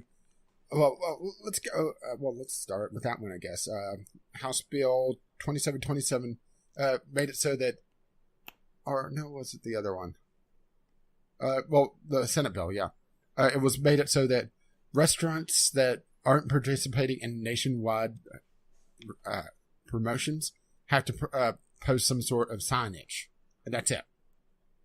So completely changed, nothing to do with the loot boxes at all. And all the other ones seem to fail to get past committees or get voted on in general, with no real explanation why yet. But this was also the state that was seeing a lot of lobbyists coming out. So I think we know why. It's just nobody knows the specifics yet. Yeah. And this sucks that none of those bills passed. But this is also round one. And if we learned anything from the net neutrality clusterfuck, is that laws will keep popping up again.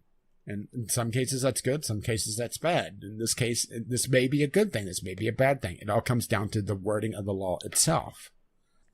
Yeah. There are several other states that have since. Yeah, Washington is kind of leading the charge now that Hawaii's dropped out. Yeah. Which we'll get to that in a little bit. Indeed. But yeah, not really a lot to talk about here. More of a disappointment that this is falling through, because from everything that I could tell, these weren't egregious. These were more just a little bit of warning label or a little bit of pushing developers to disclose the damn odds. Yeah. Just general consumer protection instead of just completely taking over and having like ratings boards or something like that. Yeah, it's not a blanket ban. It's not making it against the law. It's just proper warning, proper information out, and what we wanted the ESRB to do in the first fucking place. Indeed. But it seems that the lobbyists have won this time.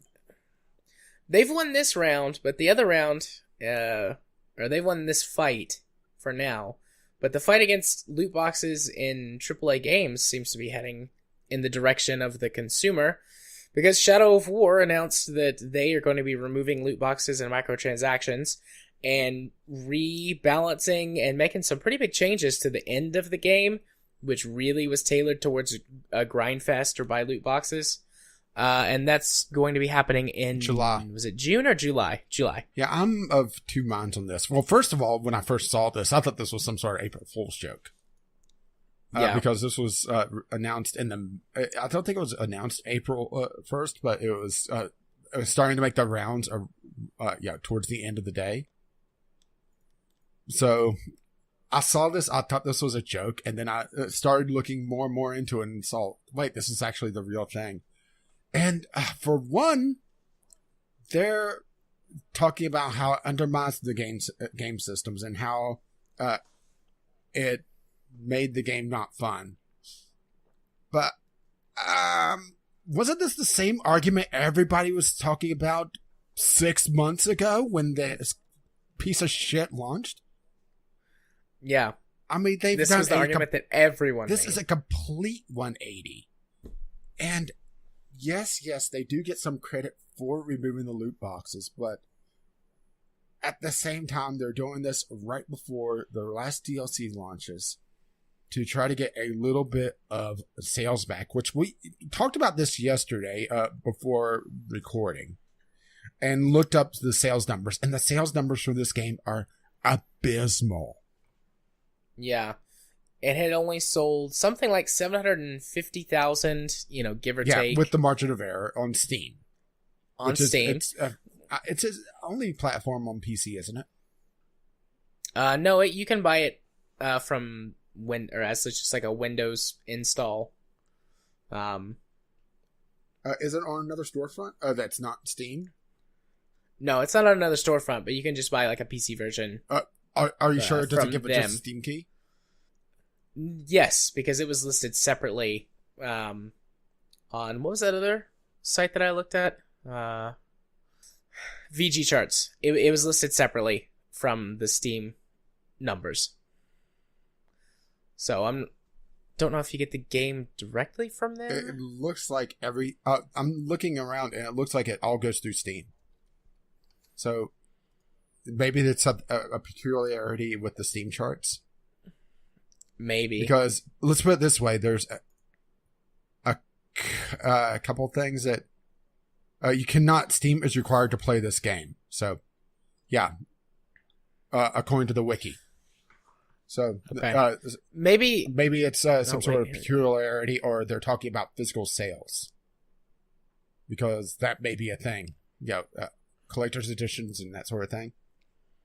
It looks like it does have a physical PC release for collector's edition, all of their various collector's editions. So, the thing is that because of how they word this and how they're backpedaling on all their arguments, and the big thing that really sticks in my craw is the fact that they're talking about having to rebalance the end game to remove the loot boxes, which validates every single damn claim we made about the last portion of the game being designed to sell the damn loot boxes. Fuck them. That also goes to validate claims that have been made against other developers. Yes. Because they've always been like, no, we're not going to do anything. We're not going to affect the game. But this just gives us evidence that developers do. Which, I mean, we know that they do. But it's good to have evidence for things that you know. Yeah, the only way this game ends up in my Steam library is Humble Bundle, and there has to be something else in that bundle that I want. And I will remove my contribution to this developer. It will go to fucking zero. I will give it to Humble instead of them. They are not getting my money. This is a goodwill gesture. Fuck them. Yeah, I was debating on whether or not now I might be willing to purchase it on sale in a year or two from now. I still say no. Just with them talking about having to rebalance things. I mean, it's just... This validates every single complaint. And them turning it around on us. Because they kept talking about player choice. They kept talking about how it's a difficulty setting.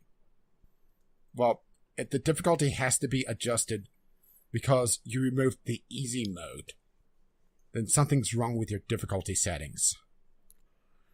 Yeah, didn't they say that they were going to be making some tweaks to the story as well, so that it made more sense? Something? The Shadow War, the very last chapter of the game, is a very, very long grind, according to every single review I've read that actually got that far. Because the problem with a lot of game reviews, particularly for the AAA aspect of things, is that they're rushed so much, even with embargoes, that usually they play a major portion of the game, or about half the game, and build their review off that. But they don't say that they built the review off that. So the ones that came out later, who got through all the game, started talking about problems with the late game, with the Shadow War area of it.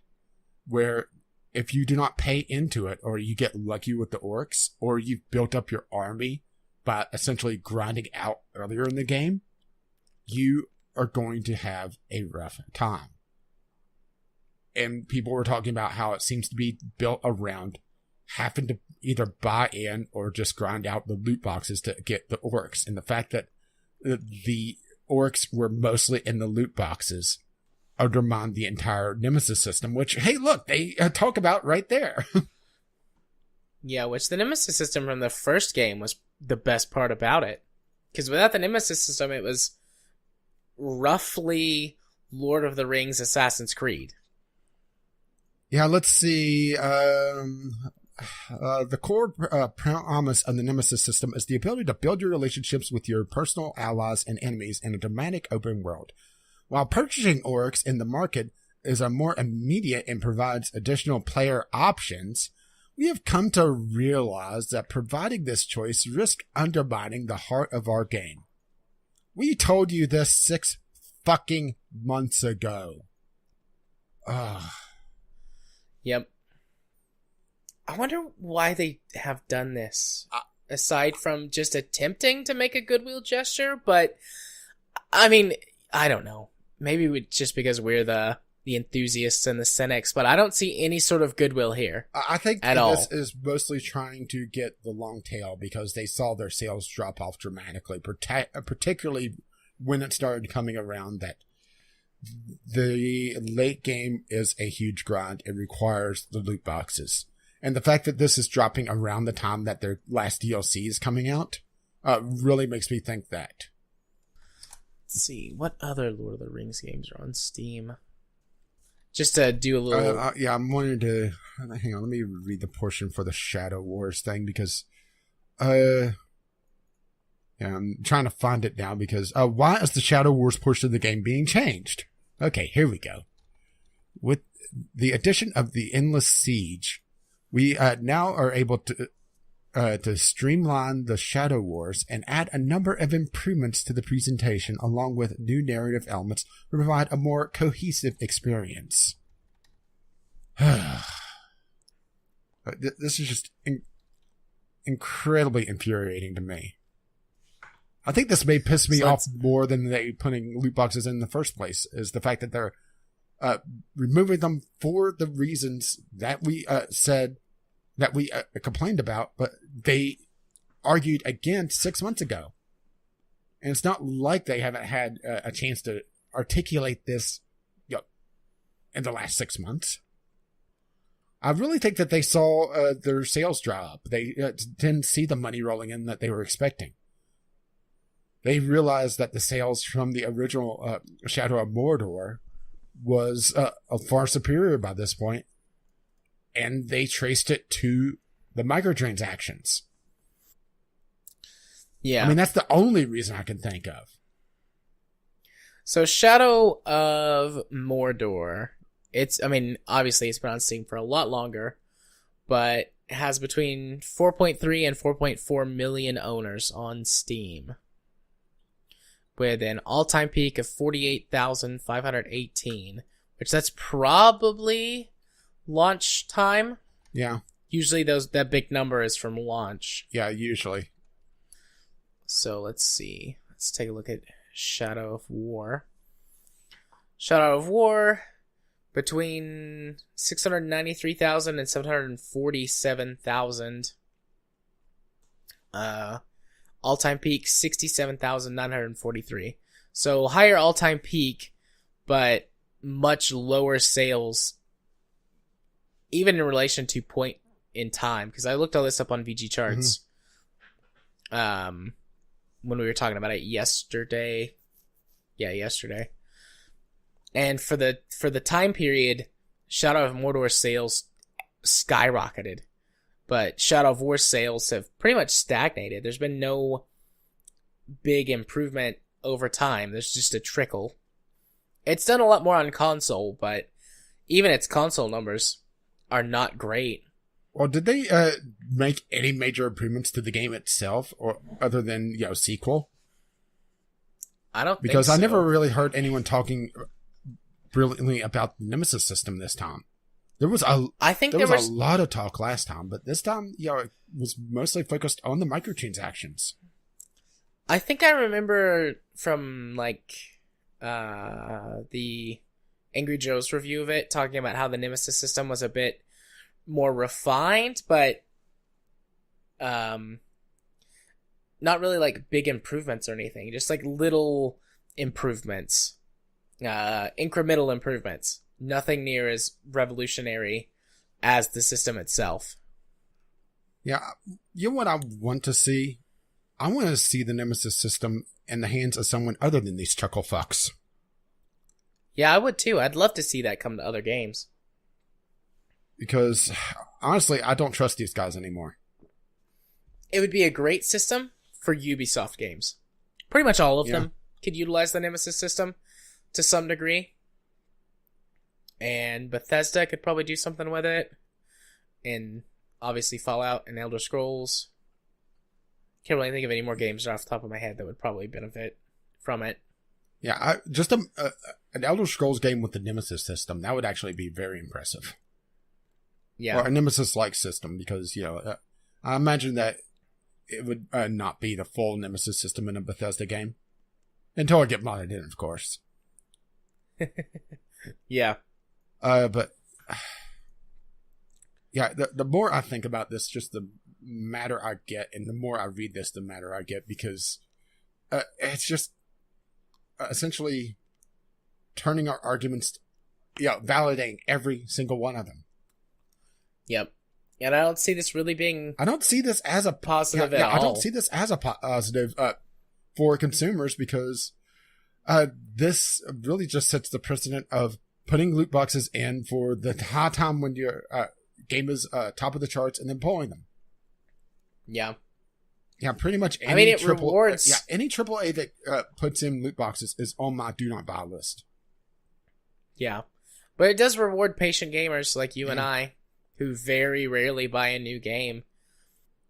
I might be, like I said, I'm tempted to buy it in a year or two. Well, it's on Humble Bundle. Obviously after. And I could divert my money away from Monolith. Yeah. Because fuck Monolith. Actually, fuck them with a Monolith. But yeah, this is just bullshit and crazy. Yeah, and I'm rubbing off on you. Because you were... I just don't see how it's a good thing. I really don't. And people are praising them for removing them. But here's something that gets more praise from me. Not putting this bullshit in the first place. But this is a game that had... they had a controversy over a tribute to a dead colleague. Because they tried to sell it. Yeah. It's, the metaphor too little too late, I don't think has ever applied quite so well to a video game. Or the idiom, sorry. Yeah, I don't think it's ever applied to a video game quite like this before. This game, okay, so they took the gun, they shot themselves in the foot multiple times, they went to the hospital, got all healed up, came back home, found the gun again, and started shooting themselves in the foot again. Only it took them about 6 months to get healed up, but yeah. Yeah, it seems reasonable for gunshot wounds, though. 6 months. Yeah, especially with the amount of gunshots that they put into their foot, and it was just a bloody stump. I'm actually surprised that they were able to put the foot back on. But they can do a lot these days. Yeah, and of course we are seeing a lot of people praising this move, and I do understand people that were very excited about this game, but skeptical or holding back because of the loot box system being excited. But I just don't understand the pretty much universal praise for this because of removing bullshit when they still put bullshit on in the first place. After bullshit, and then controversy before that. And then, turning every single one of our arguments around on us, saying essentially how great they are for listening to our arguments or agreeing with our arguments after saying, no, it was player choice all along. I just don't understand the praise. But then again, I don't understand a lot of things in gamer culture, so get off my fucking lawn. Maybe I'm old. Ugh. So I brought the rage out in Caffeine Rage there. And brought you along with me. Indeed. But now let me bring you along to our next news topic, which is related, but different enough that we put it off by itself. Big Fish's casino video game constitutes illegal online gambling, a federal appeals court rules. Yeah, this is a mobile game, isn't it? Yes, it's a mobile casino game with slot machines and Blackjack. Blackjack. No and hookers, though. Poker and things like that. And they ruled that it's illegal gambling. This is in Washington. So this is my comment about Washington State being the charge now, because this is a lead into the argument about loot boxes being gambling if the actual casino games could be constituted as illegal gambling. And we've played online casino games before together on Stream Night a couple of times. Granted, it's not a mobile game, but Four Kings Casino. And how can you look around that game and say it's not gambling? It's just baffling to me. Yeah, it's literally gambling. In actual gambling. And what the ruling came down to saying was that the... I love the quote, by the way. Which quote? Despite collecting millions in revenue, Churchill Downs, like Captain Runo and Casablanca, purports to be shocked to find that Big Fish Casino could be constituted as illegal gambling. We are not. Yeah. But what they said was, and I want to make sure I get this right. What was it about having value? Virtual chips. Without virtual chips, a user is unable to play Big Fish Casino's various games. Judge Million DeSmith of the Ninth Circuit Court of Appeals wrote in his opinion Wednesday. Thus, if a user runs out of virtual chips and wants to continue playing Big Fish Casino, the plaintiff was female, by the way, she must buy more chips to have the privilege of playing the game. Likewise, if a user wins chips, the user wins the privilege of playing Big Fish Casino without charge. In sum, these virtual chips extend to the privilege of playing Big Fish Casino. Mic drop. So, yeah, even though you cannot cash out for cash directly, the idea that having the privilege to play the game free of charge constitutes a value, which has been the whole runaround of not only loot boxes, but these gambling games in general. I mean, pure gambling, like casino games. So we're seeing precedent set that could be extended quite far into other areas with these randomization, monetization schemes. Yeah. I don't know what would be the next step. So this still has to hold up in court because obviously it's being appealed, and so it's being run up the next level of the court system. You think we're going to hear the words Big Fish Casino in a Supreme Court ruling? I think we will. Give it probably another year and a half, and there will be a Supreme Court case dealing with this. But, yeah, I don't know which one the next step would be. I don't know if it would be free-to-play games in general, because what about the gacha model? Pay in and get the loot crate lights, essentially. Yeah, maybe. But I don't know if it would go to one of those specific types of games, or if it would just encompass free-to-play games in general, or maybe start big and work its way narrow. I don't know. Court cases get weird sometimes. Mm-hmm. But I would say loot boxes would be third, maybe fourth on the chopping block. Well, if this continues to gain traction. Well, it really depends on who sues, of course, because this is a woman that put in $1,000 into the Big Fish Casino. And why was she suing anyway? That's something that they didn't really comment on here. She claims to have spent more than $1,000 on this mobile game. The suit argues that the chips represent something of value, a vague clause within Washington State laws governing gambling. So maybe she realized that she was breaking the law and decided to sue. That's something that wasn't particularly clear to me. It seems, I mean, my idea or thought process was that she wanted her money back because she felt like it was a waste.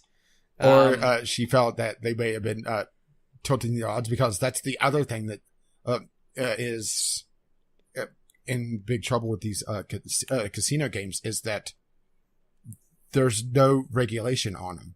And I know regulation in government right now is a dirty word, but there's no standardization of the odds. And we've seen this with loot boxes, where on card packs and that sort of thing, where there's timers, there's psychological tricks that they use to think, okay, maybe the next one will be better. Instead of having flat odds, instead of having like a 25% chance of winning, if you lose too many times, it'll give you a win. Yeah. Gambling, like real world gambling, is heavily regulated. Yeah, that's why I was talking pretty much about. everywhere, as far as I know. So, for good reason, there's a lot of problems with gambling.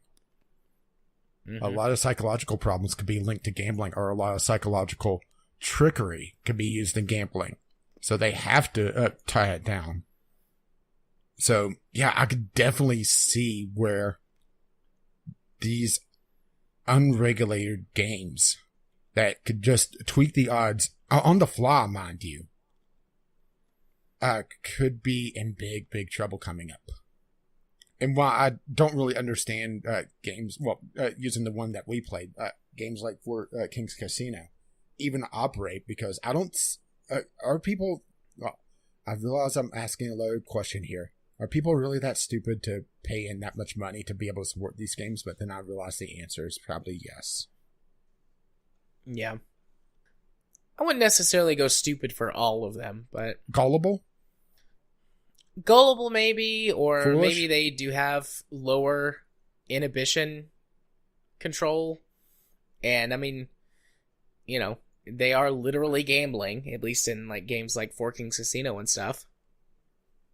Maybe they just pay to get that hit. But there are lots of games that you can play for free, even in Four Kings Casino, and it gives you a fair amount of Yeah, granted, chips. we've never played this particular game, so we don't know how this handles compared to the others. But also, yeah, someone that has a gambling addiction goes into something like Four Kings, and even though it gives you a fair number of chips, they may have that urge to, bet it all at once on, like number 7 on roulette. Yeah. Because it's that free hit. And then they lose it all, and it's like, well, you wait 2 hours or an hour or whatever it was for the free timer to be able to get a small sum of chips. Or I just pay $5. Yeah, and there's been research studies that have shown that people are much easier to spend money when they're not having to actually hand over money, be that buying something online or just purchasing something directly at a store with a credit card. So to them, it's like, it's not that bad. And then they might wind up down the gambling rabbit hole. Yeah, and then that but it's even worse than if you're actually gambling. That credit bill comes in at the end of the month, and it's like, there's that many numbers on my bill? Yeah. But it's even worse, in my opinion, than real gambling, because at least in real gambling, you do have a tiny chance to win big. Yeah. But if you win big in this, you just get fake chips. Yeah, and the lottery is even more insidious whenever you sit down and think about the odds. Yeah. But, hey, it goes to pay for education, right? Gotta love the irony of that. But then again, they don't teach odds in education anyway, or at least in the school system here. Nope. Most people really don't understand how odds work. Well, to be fair, our monkey brains don't really start to understand big numbers. It starts to become number salad.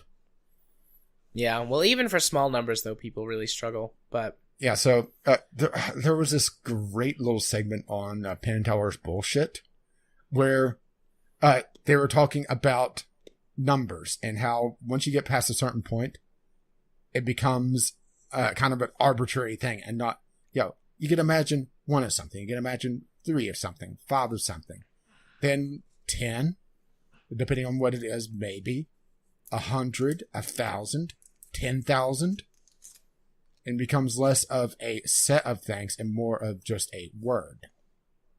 So the same thing applies to the odds just in general, and maybe that's why our big thing of wanting to see the odds on loot boxes in general is kind of a misnomer, because seeing a 0.01% chance on a loot box, which actually PUBG has several things tying it back to your mobile game, they have to. Well, they don't have to, but they publish the odds on at least some of their loot boxes on PC, or all of them. I'm not sure which.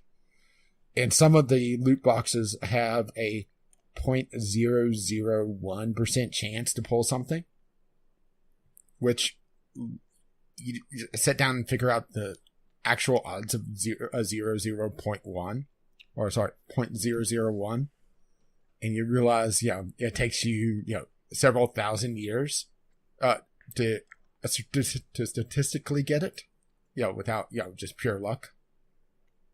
So, yeah. Yep.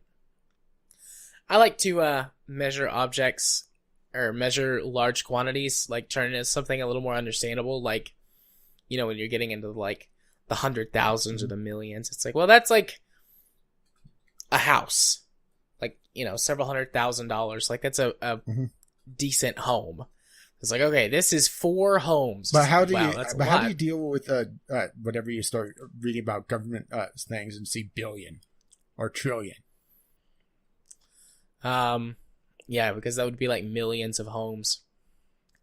Usually I try and like, honestly, it's really hard to wrap my mind around. Like there becomes a certain point where where your little tricks or my little tricks don't work. So yeah, when it gets to the trillions, I'm just like, Jesus fucking Christ.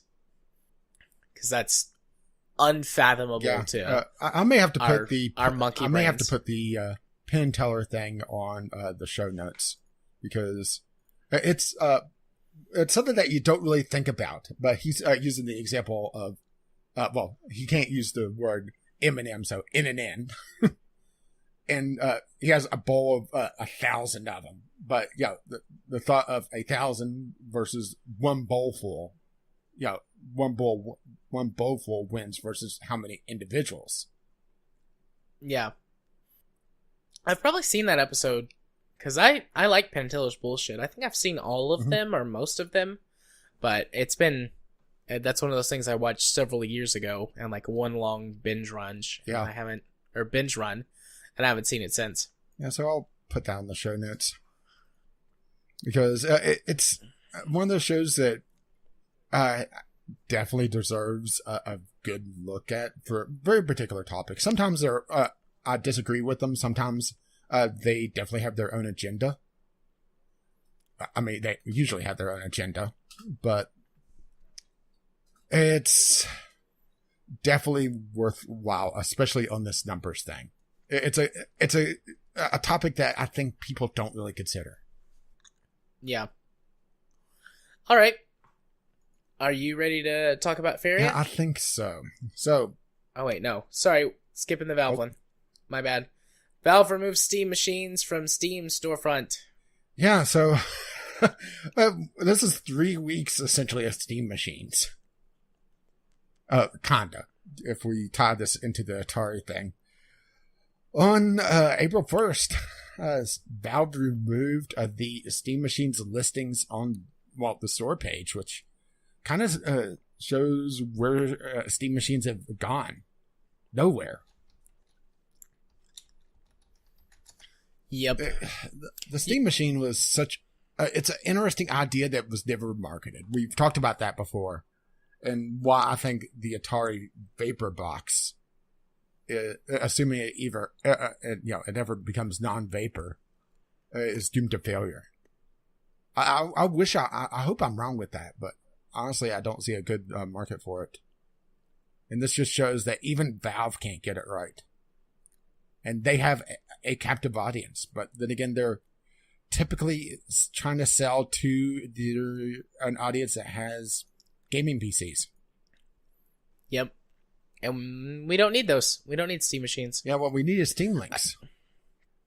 I have one of those. Yeah, well, I've been thinking about grabbing one. They've been selling them dirt cheap several times. And it seems like they're popular. So maybe Valve has realized that the Steam machine, it's a concept that doesn't quite fit in the grand scheme of things. And the Steam Link, a small streaming-based computer, works a lot better. But you did say before recording that you were able to sell one. So, hey, I think you did better than Valve. Yeah, a a mom who is an acquaintance of mine was wanting to get, or her son was wanting to get into PC gaming last year, and her son's like 9 or 10, and this lady, she's very nice, but she's not technically inclined. So I wasn't gonna try and explain building a PC. I wasn't gonna try and step in and do that for them. So I talked about like what her budget was and what she wanted and what her son wanted, and I actually wound up recommending one of the Steam machines to her. And I mean, I don't remember which one. It was something like $800. Depending on the Steam machine, some of them were a big ripoff, and some of them were actually really good deals. And this was even before GPUs jumped in price and RAM jumped in price. Ironically enough, was it the Alienware one of the better deals? Yeah, it was. What bizarre world do we live in? Yeah. It wasn't the Alienware one, though, because the ones that were the better ones were out of her price range, I believe. And then the cheaper one, like the base level one was something like $500, I think. But it had like an i3 and something like a GTX 950 or 960 in it. And it was just a little bit underpowered for the types of games that her son wanted to play. But yeah, sold a Steam machine last year. Well, they're better than Valve on selling them. Yeah, it would Honestly, seem. I'm not sure how they would be able to approach this, because outside of just trying to sell them through commercials, which was more down to the individual manufacturer than Valve itself, there's not really a marketplace to do this. Because whenever you're displaying it on the Steam storefront, you're displaying it to the wrong audience for the most part. Unless they're trying to count on word of mouth. Yeah. I almost bought one of these a couple of years ago. One of them. Because I was going to have to spend quite a bit of money excuse me, to upgrade my PC. And I was like, well, I could just buy one of these Steam machines, one of the higher end ones. And it'll be maybe a little more expensive, but it'll just come, and then I'll have 2 computers, and I can do something with this computer. And then I wound up going with the upgrade route anyways, because there was really no point in buying a Steam machine. Mm-hmm. But now I have 3 computers sitting around me, and a 4th one that I'm getting to work on as a project, so, you know, I got computers coming out my ass. Well, that sounds like a shitty situation. Indeed. But then again, Indeed. Is that another one of your kinks? No, I'm not really into poo all that much. Well, I was talking about computers in your butt. Oh, yeah, absolutely. I'll put anything in my butt. Just stuff being on my butt is one of my things, you know. So if the computer's up there, that's fine with me. But some of the pages for the individual Steam machines are still up. Like yeah, the one for the Alienware is still up, but it subsection of Steam it was pulled down. Yeah, and even the ones that are still up, they all now just link to the to an external site. Well, they mostly did anyway, didn't they? Some of them did. Some of them did not. Some of them you could like go through all of the customizations and everything on Steam, and it just had the little drop downs like DLC, and you could pick which one you wanted. I think those are the ones, though, that Valve sponsored or commissioned or something. Yeah, I also remember the Pinion. Remember that? That at first looked like it was from Valve itself. It was that the weird triangle thing? That was the handheld one. Or the handheld size, I should say. The little block thing. I guess I don't remember the Pinion then. At least if memory serves correctly.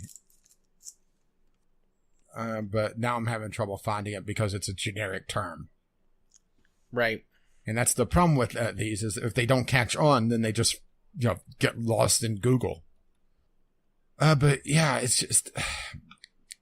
We're seeing a bit of a resurgence on this on the, well, not really set top because, flat screen, but the entertainment center computer again.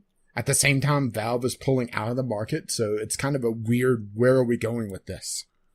And can someone find a market for it? Because that's going to be the real thing. Can someone break through, find this missing piece of the puzzle to pull everything together? Because I do think the idea is sound, but nobody's been able to sell the damn things. Yeah. I'm still looking for opinion, but I can't find anything. Maybe I'm misremembering the term, because I remember it being something like pinion. Let me do one more.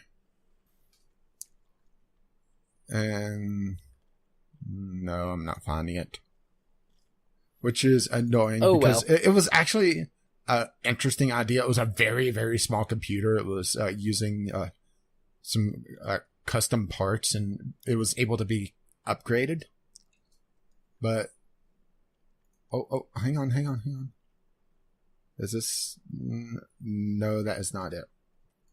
Oh, and no, that's not it either. But even though that's a similar size, but also, there's a lot of small computers out there nowadays. Yeah, there are. So that's something else I would that these full-blown Steam boxes are having to deal with, is that people that are in the market for a set top, I keep using the term set top because I'm old, but the style of computer, well, just use a Steam Link, because they typically have a strong enough computer already. They're in a weird place in the market. They have to capture a new market share. They have to essentially pull a Nintendo Wii and figure out somewhere outside of the general market. And so far, they haven't done that. Yeah, and I'm not sure that they will at this point. Anything can happen, but I think that they're giving up. Just pushing this one under the rug and moving on. Moving on to Faeria? Yeah, just like we're going to. We're going to move on to Faeria. Yeah, I'm going to pull you. Speaking of very, very weird moves, Faeria is going pay to play, or as they put it, buy to play. And I've played Faeria quite a bit, and I have concerns about this move because, they're talking about how they haven't been able to strike a proper balance between paying in and getting free content. And I definitely see that, because they are extremely generous with their free-to-play model, to the point where I was able to buy their first expansion pretty much just playing single-player content without really any issue whatsoever. I was a little bit behind the curve, but not much, and I didn't really play multiplayer anyway, so it didn't matter to me. So I definitely see where they're going to be having an issue, but pay-to-play for a card game? How are they going to run this? Because if they do, we've talked about the idea of a living card game on PC. Are they going to do a living card game? And they've talked about DLC support. So living card game, you get the full set, and DLC to get expansions. That is an interesting and dangerous move, because they're having to deal with that paywall. Yeah. I hope it works for them, though. I like the idea of a living card game. Yeah, and I really liked Faeria. It's just, I was more playing it on mobile, because I enjoyed picking up and playing a couple games, and they've actually canceled their mobile version, which is also really weird. They had a functioning mobile game, and they had it limited to Canada and Norway. I was able to get a download of the beta version, and it was working for quite a while until Google, tied down the locations, location-based betas like that. So it knocked me off of that, and they decided that it wasn't working out. They said, "We understand this will be disappointing to some of you. Through our testing observations, gathered data, and extensive internal analysis, we determined that as it is, Faeria is not up to par for modern mobile experience, and we want it to be without major overhauls to its iOS and Android versions." And I just don't see where that's the case. It worked perfectly well. I'm not understand where they're seeing the problem. It's just a head scratcher to me. This entire thing in general, and I'm pretty sure this isn't an April Fool's joke. Yeah, it doesn't look like an April Fool's joke. I mean, if it is, then hats off to them for pulling one over on us. But this was announced several days ago. This was announced on the 30th, so a couple days before April Fool's. So I think that's a safe barrier, right? Yeah, I would say so. But they basically said that they aren't getting enough money in free to play, and the thing is that we've seen a lot of games go pay to play after being free, and has any of them turned out well? I can't think of a single one. Yeah, neither can I. Yeah, I really think that this may be the beginning of the end for Faeria, which is a shame because I really like the concept. I like the deeper card game. For those who don't know, Faeria, which you can still play for free, and if you do before they make the changeover, you do get to keep it. So maybe this is influx of new players for them as well, which is actually a bad thing now. It's a CCG, at least for now it's a CCG, where as you play, you build out a hex grid map.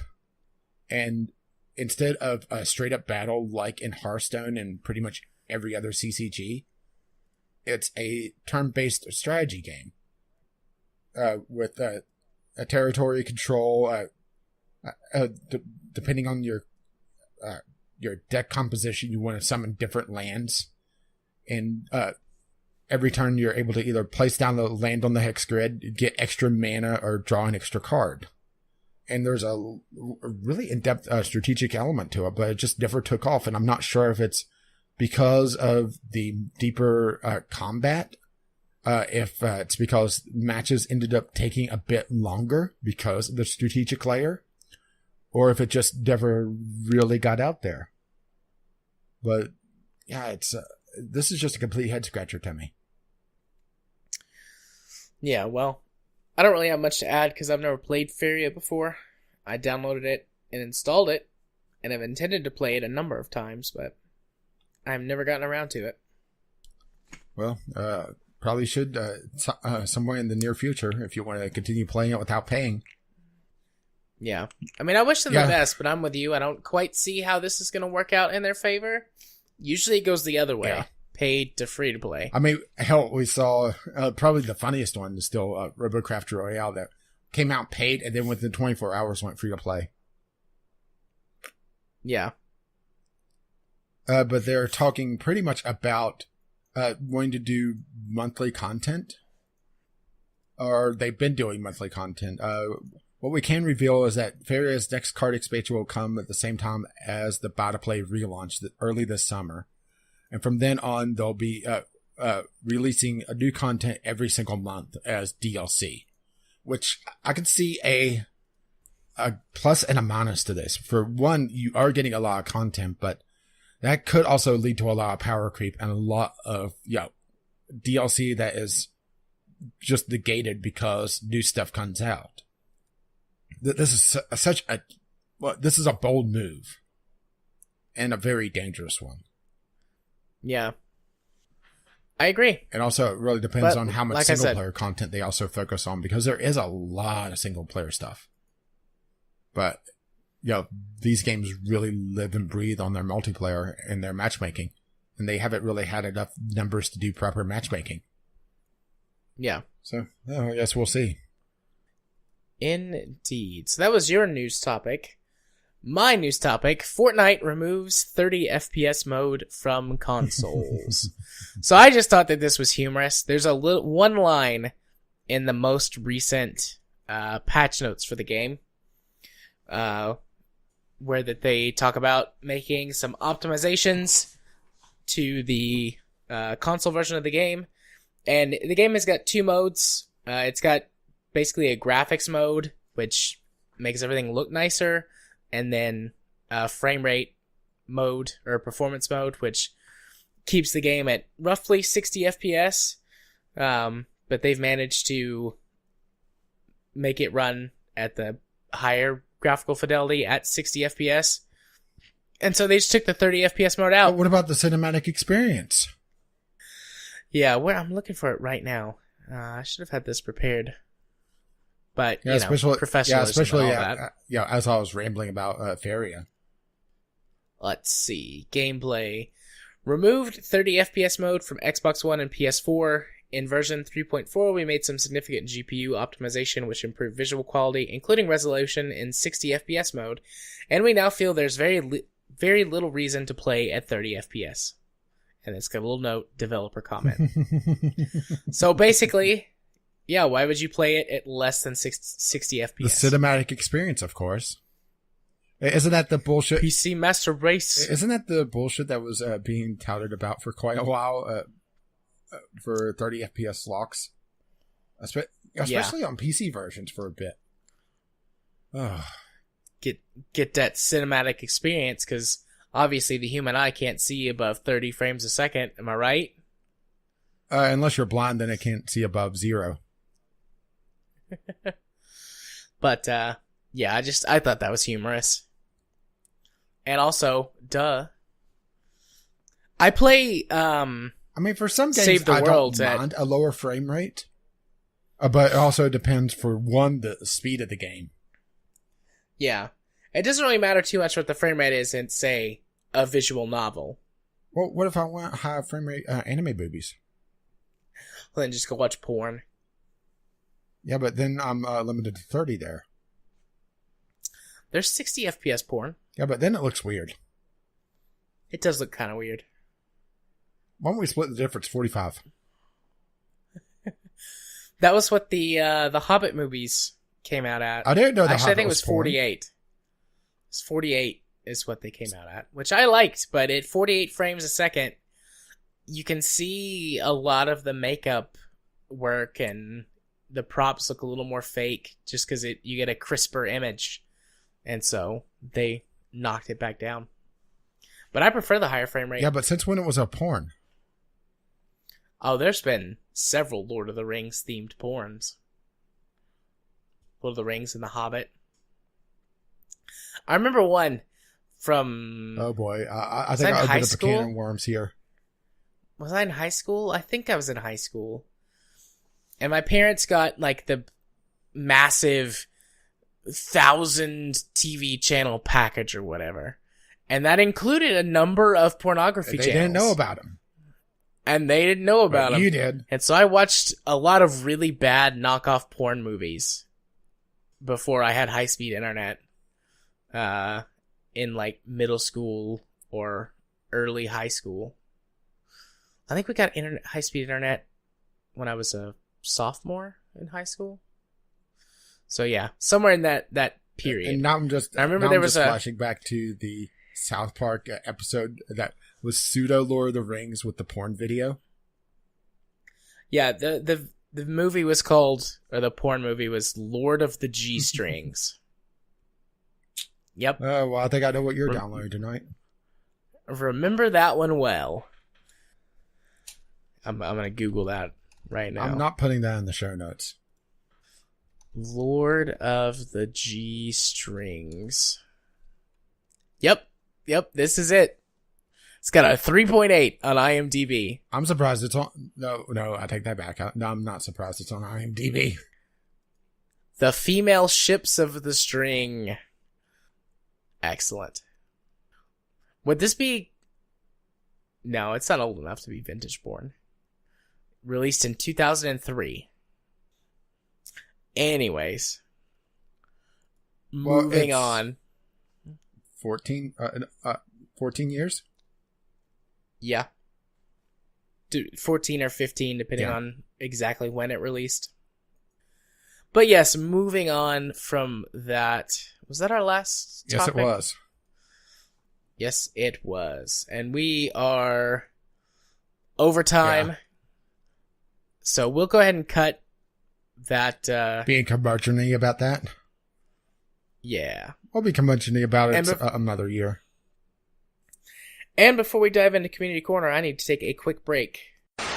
Let's head on over to the Community Corner where we have...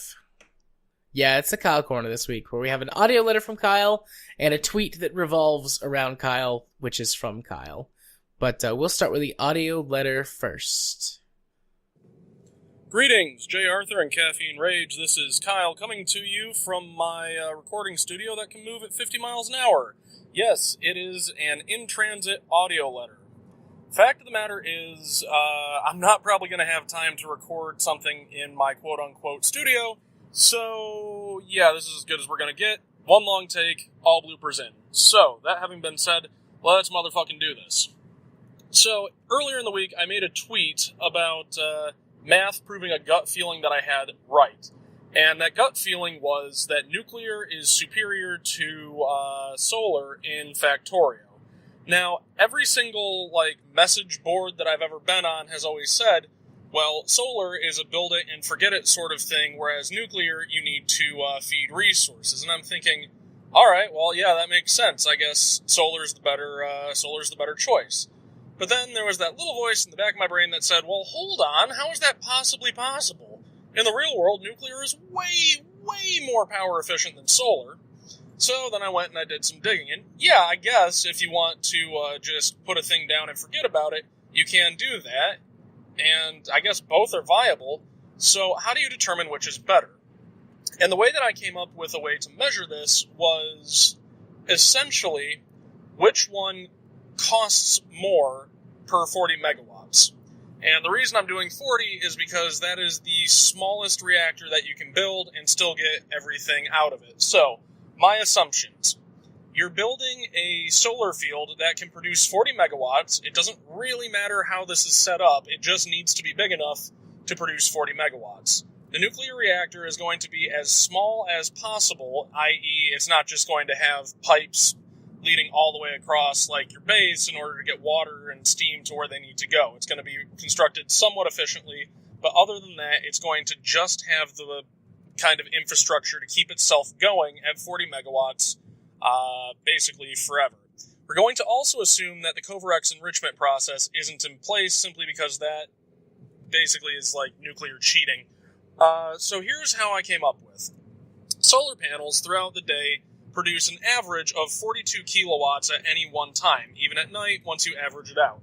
So, if we take a look at what would it take to get 40 megawatts of solar in raw resources, and I'm measuring raw resources in things like copper plates, steel, and any sort of material that is the same between the two of them, i.e. liquid stuff like sulfuric acid. So, the solar field that would be needed to produce one 40 megawatt field is 45,267.5 resources. That's copper, that's steel, and that's iron. So, cool. What does a 40 megawatt reactor cost? Well, 8,125 resources. So, nuclear wins, right? Well, hold on there, Skippy. You also probably want your factory running at night, because that 40 megawatts of solar is only going to be on during the day. So, a quick trip to the Factorio wiki, and we have a value of 20 accumulators per megawatt. Now, accumulators, in order to get 20 accumulators to hold 40 megawatts, you need 89,600 raw resources in order to be able to get the output that you would need over the course of the night. Now, the accumulators charge and discharge at 300 kilowatts. So, that means you're going to need an extra 300 kilowatts per megawatt of solar panels. Wow, that made no sense. You're going to need an extra 300 kilowatt producing solar panels for every megawatt of accumulators that you have. I.e., you're going to need an extra 13,585 resources, and that brings the total for solar up to 148,452.5 resources in order to make one nuclear reactor. So, yeah, that makes sense. Then you also need to look at how much it takes to mine and refine the uranium in order to keep the nuclear fuel running. So, let's assume, again, you're just concerned about keeping this thing going and you're not looking at hitting the critical number of 40 bits of uranium-235 in order to keep the Covarex enrichment process eventually going in the future. We're not worried about that. We just want our 40 megawatt reactor online now. So the total raw resources for a centrifuge comes out to 890 resources.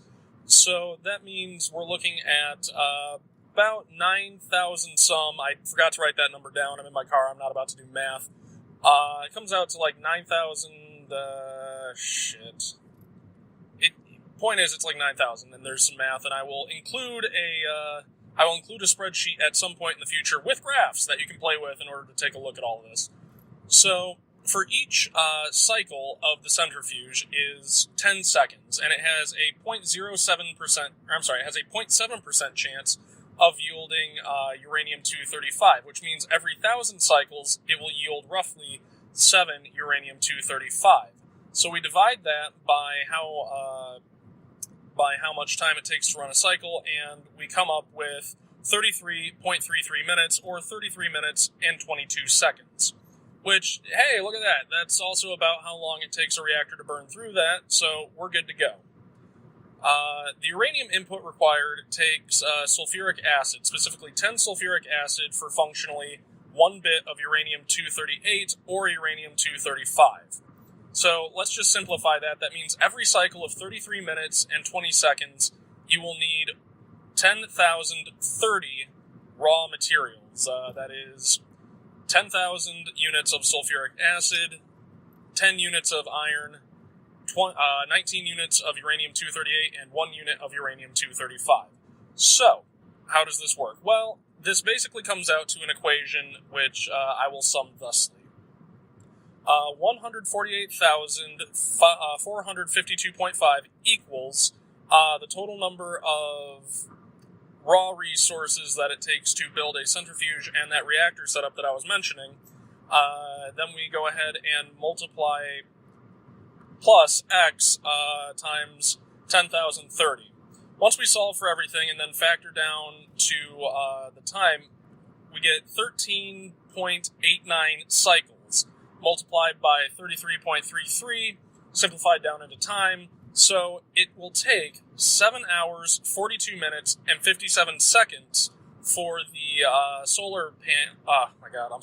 the solar plant to go ahead and beat the nuclear reactor as far as resource efficiency. And it just gets worse for solar from there. Even though you are having to throw more turbines and heat exchangers at a reactor, once you start getting into reactor heating bonuses, you still need a massive solar field. And I'm not sure if there's ever an eclipse point where solar would be better than nuclear, but in a 2-reactor setup, assuming 160 megawatts from your reactor setup, and requiring that from a solar field, the new time would come out to 11 hours, 21 minutes, and 52 seconds.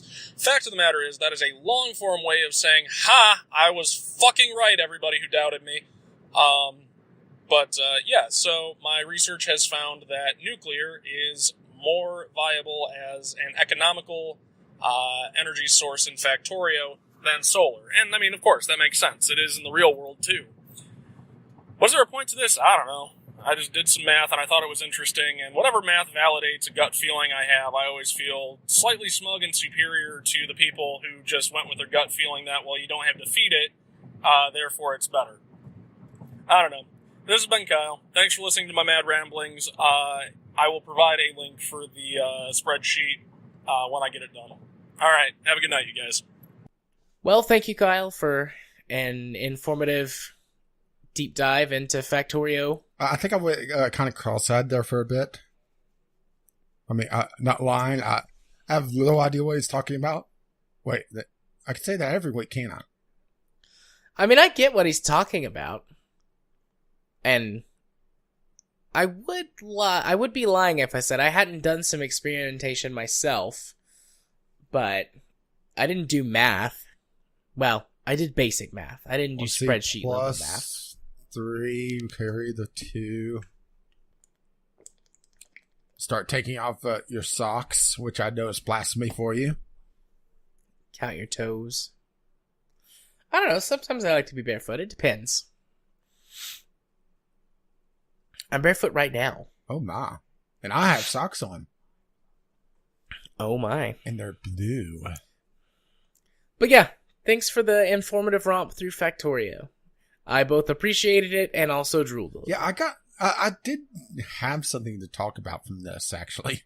And not just the number salad, but more the kind of just nuclear reactors in gaming in general, and them need to be fed like crazy. Isn't the entire point of a nuclear generator, at least in real life, that it could go years between your refuelings? The nuclear reactors in Factorio... Well, that, and also they're highly efficient. Yeah, the nuclear reactors in Factorio actually don't go through fuel very fast. It's a big process I guess he just to get... made it sound like it required a lot more. No. Yeah, they don't go through fuel very fast. It's a big process to actually make the fuel for them, but compared to the other fuel generation method, which actually uses fuel, which would be burners and the steam engines. I mean, the steam engines use fuel at a much faster pace than the nuclear reactors do. I've actually not done like any sort of math or timing on it, but I would say that burning or the rate at which it uses up nuclear fuel is probably one fuel rod every 5 to 10 minutes, which, you know, compared to real life, that's super fast. But I mean, you're going through 50. Well, depending on what type of fuel source you're burning in your furnaces, anywhere from a couple of 100 to 50 units of fuel in that same time period. I wonder if a Google search will give me the answer. Well, it's just, I'm just comparing it to like, let's see, I'm trying to find it here. From 1 kilogram of uranium-235, it makes 8.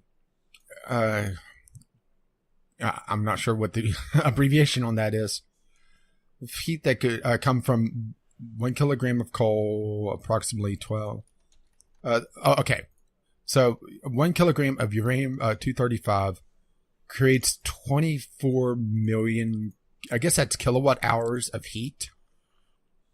Versus 8 kilowatt hours of heat generated from 1 kilogram of coal. So yeah, the absurd energy density, and it's something that's always kind of not really rubbed me the wrong way, but kind of just puzzled me on how nuclear reactors are viewed in video games, where I realize there has to be some sort of balance in between how game mechanics work versus real life works, but it kind of gives Dukes an unfair shake, doesn't it? Let's see. What's the best way to do this math? For me, it would be poorly. So, the most feasible fuel source to use would be solid fuel, which produces 25 megajoules of energy per 1 unit. Uranium fuel produces 8 gigajoules per 1 unit. So that's 320 times more efficient, or more fuel that you get out of it. If that makes sense, the way I'm saying it. Yeah, I guess it's just, the whole energy density, and it's not ever really shown properly in video games. But then again, video games, you would build one nuclear reactor, put a fuel rod in, and you're done. Yeah. Because a fuel... here's a better example. 1 kilogram of uranium-235 contains 2 to 3 million times the energy equivalent of oil or coal. Just absurd, huh? Yeah. Nuclear all the way. Nah, gotta have that beautiful, clean coal, right? I mean, no. In game, I prefer nuclear power to solar power. Sometimes I even skip solar power altogether. I imagine I usually do wind up smaller footprint as well. Oh, much smaller. I usually wind up with a little bit of solar power anyways, just because it's a good way to boost your power without boosting your pollution value, and that sort of mid-game right before you get to nuclear power. The one area which solar power is, in my mind, better than nuclear power is how easy it is to produce solar panels and batteries as compared to how it is to produce nuclear power, the whole system. Just because there's so much more research involved, and then you have to have a completely new production chain to get your nuclear fuel. I mean, once it's working, it's way better, but there's sort of that middle area where you're like, I don't have the power that I need, and I either have to increase my pollution footprint, thereby increasing the amount of alien attacks, or invest in solar, which the amount of power that it produces per the amount of area that it takes up in order to actually produce the power is not very good. That part's not very efficient, but at least you're not creating new pollutants, and it's fairly predictable with how it increases, just because it's a linear power increase. So, in game, there's reasons for using it, there's reasons for not. But in my opinion, like, as soon as I can go... If you use solar, you don't have all the hippies showing up to protest. Go green, man. And the bugs are the hippies. With less tie-dye. But some people, though, do prefer the convenience of having solar panels. You just throw them out there and forget about them, as long as they don't get attacked by the aliens. Yeah, but then you have to go dust them every so often. In between eating potatoes. Indeed. So, yeah, I kind of want to play Factoria now. I still want to go back to it at some point, but I think I am after it releases. Yeah. I don't think it would be a good game club game, though. No. Besides, we have one big game on the docket already. Yes, we do. Yes, we do. But what about that tweet that Kyle sent us? Okay, the tweet is... Okay, let's dive down the rabbit hole then. Can we really... can we be sure reality is in my head? Is reality our perception of time and space beyond the boundaries of our brain limitations? Do we have a universe of understanding the universe in our heads? Discuss. I don't think I've gone cross-eyed again. And if we're in Kyle's head, can we get some more legroom, please? Unfortunately, there were no replies to that. Well, he always sent it very recently, and he sent it at us, so it meant only people that followed both of us could see it. I'm going to think of a reply and send it later. Maybe we can revisit this tweet next week. Man. I did sound a little funny because my cough drop got stuck between my teeth while I was talking. Yeah, we've talked too much. Both of us. We have indeed. Do you want to do Discovery Queue this week, or do you want to skip it? I would still like to do Discovery Queue if you're feeling up to it. Okay. Nope, I can go through one queue fairly quickly. Hit the music. And I got something that looks interesting pretty much immediately. Once again. Go for it. Long Gone Days. A 2D modern-day character-driven RPG that combines elements from visual novels, shooters, and a dystopian fiction. It's in early access, so it's going to go on the wish list for now, but it's cheap.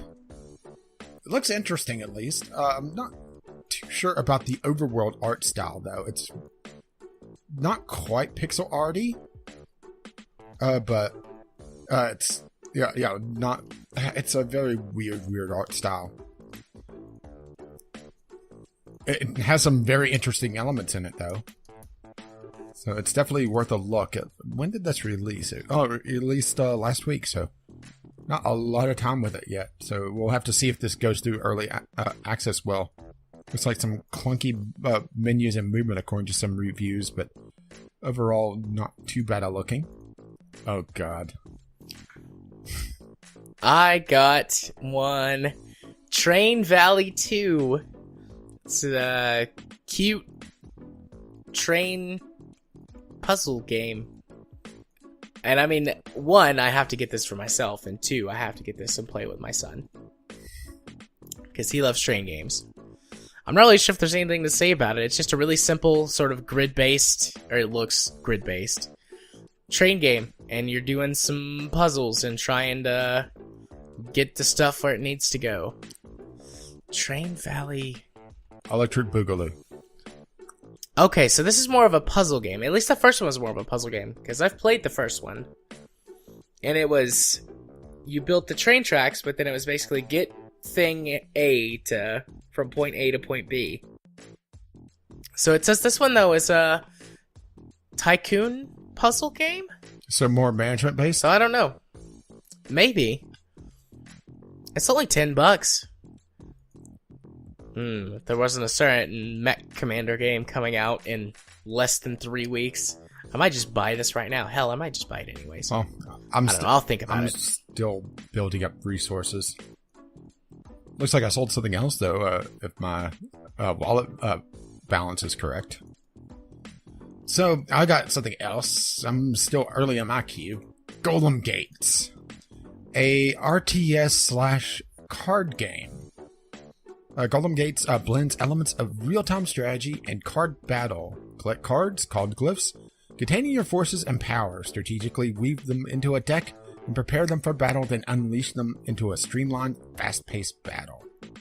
Very interesting. It really depends on if this is single-player focused or multiplayer focused, though, because these games never really take off if they're multiplayer focused. Let's see, this is by Laser Guided Games, which only has a handful of games out, so I'm not sure about them. It doesn't look that bad, though. Graphically, I mean. It's your pretty much bog standard sci-fi style. But, yeah, it has a high graphical fidelity, so it doesn't look cheap. Yeah, that showed up in my queue while you were talking about it. Looks like it's getting pretty good praise all around. So that's going to be something to look for. It's in the sort of mid-tier range on indie games. So, yeah, definitely worth checking out. I got one. Equa Magic, the gala show of horses. So the reason this game appeals to me is because it says, magnificent horses and glittering costumes. Become a star in the Gala Show of Horses. Unique horse show simulation with breathtaking horse dressing, grandiose costumes, and stage sets. I want to look fabulous on a horse. Fabulous or fabulous? And for only $10, I can look fabulous on a horse. And I'm all about that, because when I ride horses in real life, it just doesn't look right because I'm fat. It's just a big blob of fat rolling around on top of a horse. What you need is a Clydesdale. My grandmother used to own a couple of Clydesdales, but after my grandpa died, she got rid of them. So I was like 10 the last time I was next to a Clydesdale, and those things are fucking huge, especially when you're 10. But yeah, I've ridden horses a number of times before. It's been a while. I don't like riding horses. I don't really like animals. Having your junk repeatedly hit. Yeah, that's no fun. So how about something that may be fun, depending on how it turns out? I got another one. Dragon Quest XI Echoes of an Elusive Age. I've never played a Dragon Quest game outside of maybe the original, only a little bit at an acquaintance's house. And it's one of those that I never really remembered the name of until I saw, pretty much the bog standard slime enemy at some point later. Like, oh, that's what that game was. This really depends on how Square Enix handles this, because Square Enix has been all over the fucking place on their ports, and this doesn't release for another 5 months. So, this is going to be long term. And I have to say, maybe it's just me. Jared, go look at the screenshots for this game. Look at screenshot number 3. It just looks so weird. The world versus the characters. It looks like they've pasted the characters into an actual photo. Yeah, I could see that a little bit. I've played a couple of Dragon Quest games before. Yeah, maybe it's I just like them. The characters have this anime styling to them, but then they went photorealistic for the world, and it's just a weird juxtaposition. But it really depends on how they handle this, because, Square Enix, well, they talked about having to fix Chrono Trigger, because they completely fucked up Chrono Trigger. Granted, I don't think this is a port, is it? Is this a new game, or is it a port? I don't follow the Dragon Quest games at all. I'm not sure. I don't follow them either. I think the last Dragon Quest game I played was 8 or 9. And this is 11, so...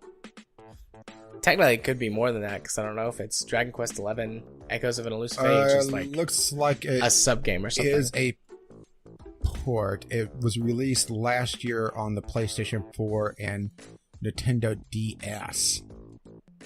So this is a port, so it really depends on how they handle the port. And also which version we're getting. Because that's another thing. But, something to keep an eye on. I misread the title of this. I'm not going to put it on the list because it's a completely crap. It's mostly negative, so But it's My Little Farmies, and at a glance, I read it My Little Furries. It's like, what? I'd be all about that. Okay. Next one was an interesting one. I must get the good discovery queues these days, because I'm only halfway through. Yeah, I'm already done with my queue. One Deck Dungeon. This is looks like a dice-based roguelite. Almost tabletop ish on its presentation. But then you put them in some sort of box for attacks. So, I've played a few mobile games like this where you're rolling dice and then you have to match particular icons to do certain attacks. So, this isn't a new thing, but it's very, very basic in its presentation. But it could work out, depending on just how they handle it and how they balance it, of course. It's in early access, $15. Interesting. See, the hit roguelite adventure. I'm assuming this is a mobile game. Go search that for me while I continue on, if you don't mind. Okay. It's one deck dungeon. One deck dungeon. I mean, they say the hit roguelite adventure that captures all. So they act like it's already been out. So it sounds like a mobile game. Something just fell down, either outside or in the kitchen. This game has you written all over it. Looks like it's a board game. Like a physical board game that now has a digital release on Steam. I don't see it on mobile anywhere, though. I'm double checking, though. I'm actually going to search the stores in case the result didn't Meteor come up. 60 Seconds. Meteor 60 Seconds is a simple form, fun, comic-like action game that simulates your life if there was a meteor hitting towards Earth and you had 60 seconds left to live and you're doing random shit. So, yeah, basically punching people, streaking, that sort of thing. It's free to play. So I'm not sure if they're doing any monetization or if this is just them getting word out, but has to get some sort of traction to pop up on my discovery queue right now. It's supposed to be somewhat a funny game. And it doesn't look like it's complete cancer art-wise. Well, that's always good to hear. I'm getting all sorts of good stuff. My choice for end of the year discovery queue is going to be a tough one. Exiled Kingdoms.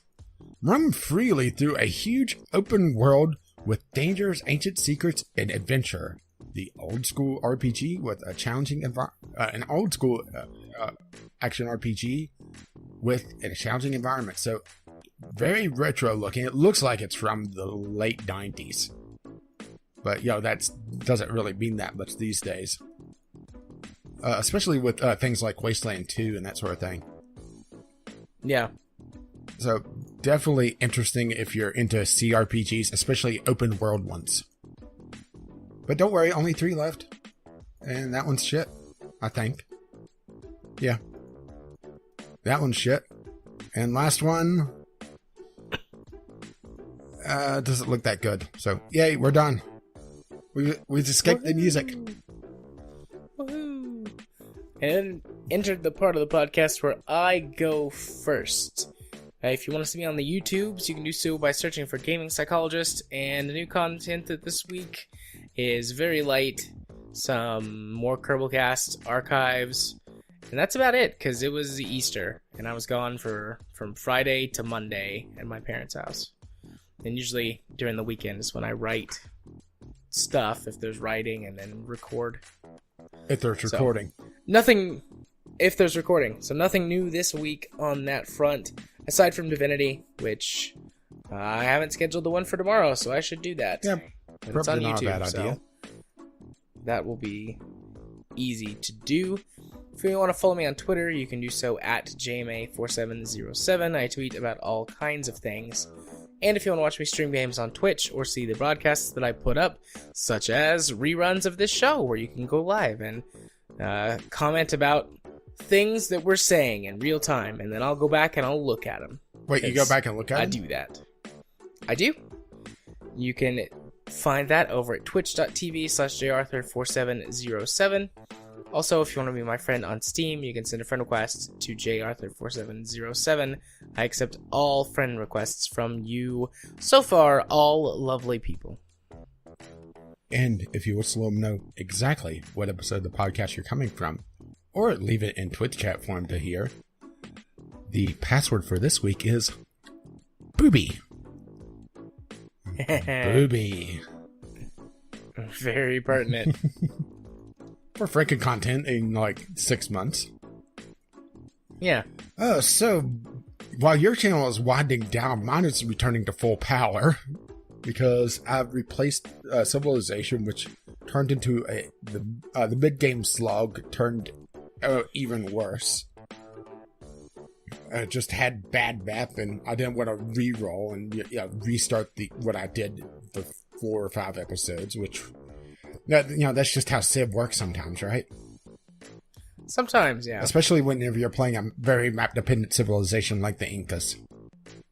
I was just having bad luck with them, and really good placement for their unique building was either taken up by natural resources that were duplicates, and really nobody was able to trade because nobody really had resources. I just had a bad map. Or, I was planning on going to war potentially. Which negates the whole trading thing in general. So, I ended up starting up Steamworld Dig 2. I was looking for a Metroidvania. I was about to pull the trigger on a different one. Then I got a review key for Steamworld Dig 2. It's like, I'll try it out, and did my test recordings and actually really enjoyed it. And I have 1 episode out right now. By the time this releases, we'll have 2, and I have a couple more already in the can, and just need to be rendered down and made watchable. Which by made watchable, I'm not sure if there's enough editing in the world for that, but I'll try. Or I'll just leave it uncut and have all my stupid chattering away in it. RimWorld is still ongoing, as per usual. That's actually the first Let's Play series I work on whenever I'm working on them. It's my highest priority for them. We have actually a major battle over the next couple of episodes, or the last couple of episodes, depending on when you're listening to this, So, major battles coming up, a lot of stupidity, and I get foamed. Which, that makes a lot more sense in context, by the way. Well, it sounds sexy. It's not. But then again, you haven't shown up yet. But hey, as long as you're not nudist, you'll be fine. And of course, Divinity's still ongoing. Sunday Sampler, depending on what I get, we'll have to see what that does because it's been a kind of a slow week this week, but I have backlog, so I should be able to produce something, I hope. And that is about it. You can find all of that over on Gaming with Caffeine Rage, or if you wish to see me tweet about my surprise Kinder Egg and actually getting Ashes to respond, which was humorous. Nice. Because he does a lot of blind bag and Kinder stuff. And occasionally the grocery store, well, every week the grocery store near me has a freebie that they give out. And this last week was Kinder Eggs, essentially the U.S. version of Kinder Joys, which is the U.S. version of Kinder Eggs, only completely different. It's the same basic idea, egg-shaped thing. But to get past U.S. law, do you know the reason why Kinder Eggs are illegal? Is it because they have toys inside and it's a choking hazard or something like that? It's illegal to have a non-food item in a food, which actually gets in trouble with Mardi Gras because of king cakes. Yep, those have little baby Jesus inside. Yeah, just don't choke on your Jesus. But they get around it by having essentially a chocolate pudding or chocolate spread and one half of a plastic egg and then the other half the toy. And they kind of cheat and they use the packaging as the toy. So I got a boat and I tweeted it out and Ashes responded. Nice. So there's my 5 minutes of fame. But if you was to see me tweet about random shit I get or me just talking nonsense in general, you can find me over at Gaming with CR on the Twitters. And well, since I got distracted at the end of the community corner, it's probably a good idea to give out the email address, isn't it? VGLpodcast@gmail.com with your letters, voicemails, gaming-related topics, or questions. Or you just tweet us, VGL Podcast, on the Twitter. You can also help pay for this absolute madness, patreon.com/VGL Podcast, which has helped pay for our Podbean account. Podbean, VGLpodcast.podbean.com, which hosts our RSS feed if you're watching this on YouTube or Twitch. Or you just find us on iTunes, Google Play, Stitcher, or wherever Jared has shoved us that isn't up his butt. And we are now off Twitch. Our intro and outro music is On the Ground by Kevin McLeod, and Doobly Doo is our Discovery Cues music by the same artist. You can find his work at incompetech.com, and as always, as his lovely music starts to roll across my voice. Bye now. We usually have some sort of ending spiel now, but I'm kind of blank on what to do. Doobly doo? Bye-bye.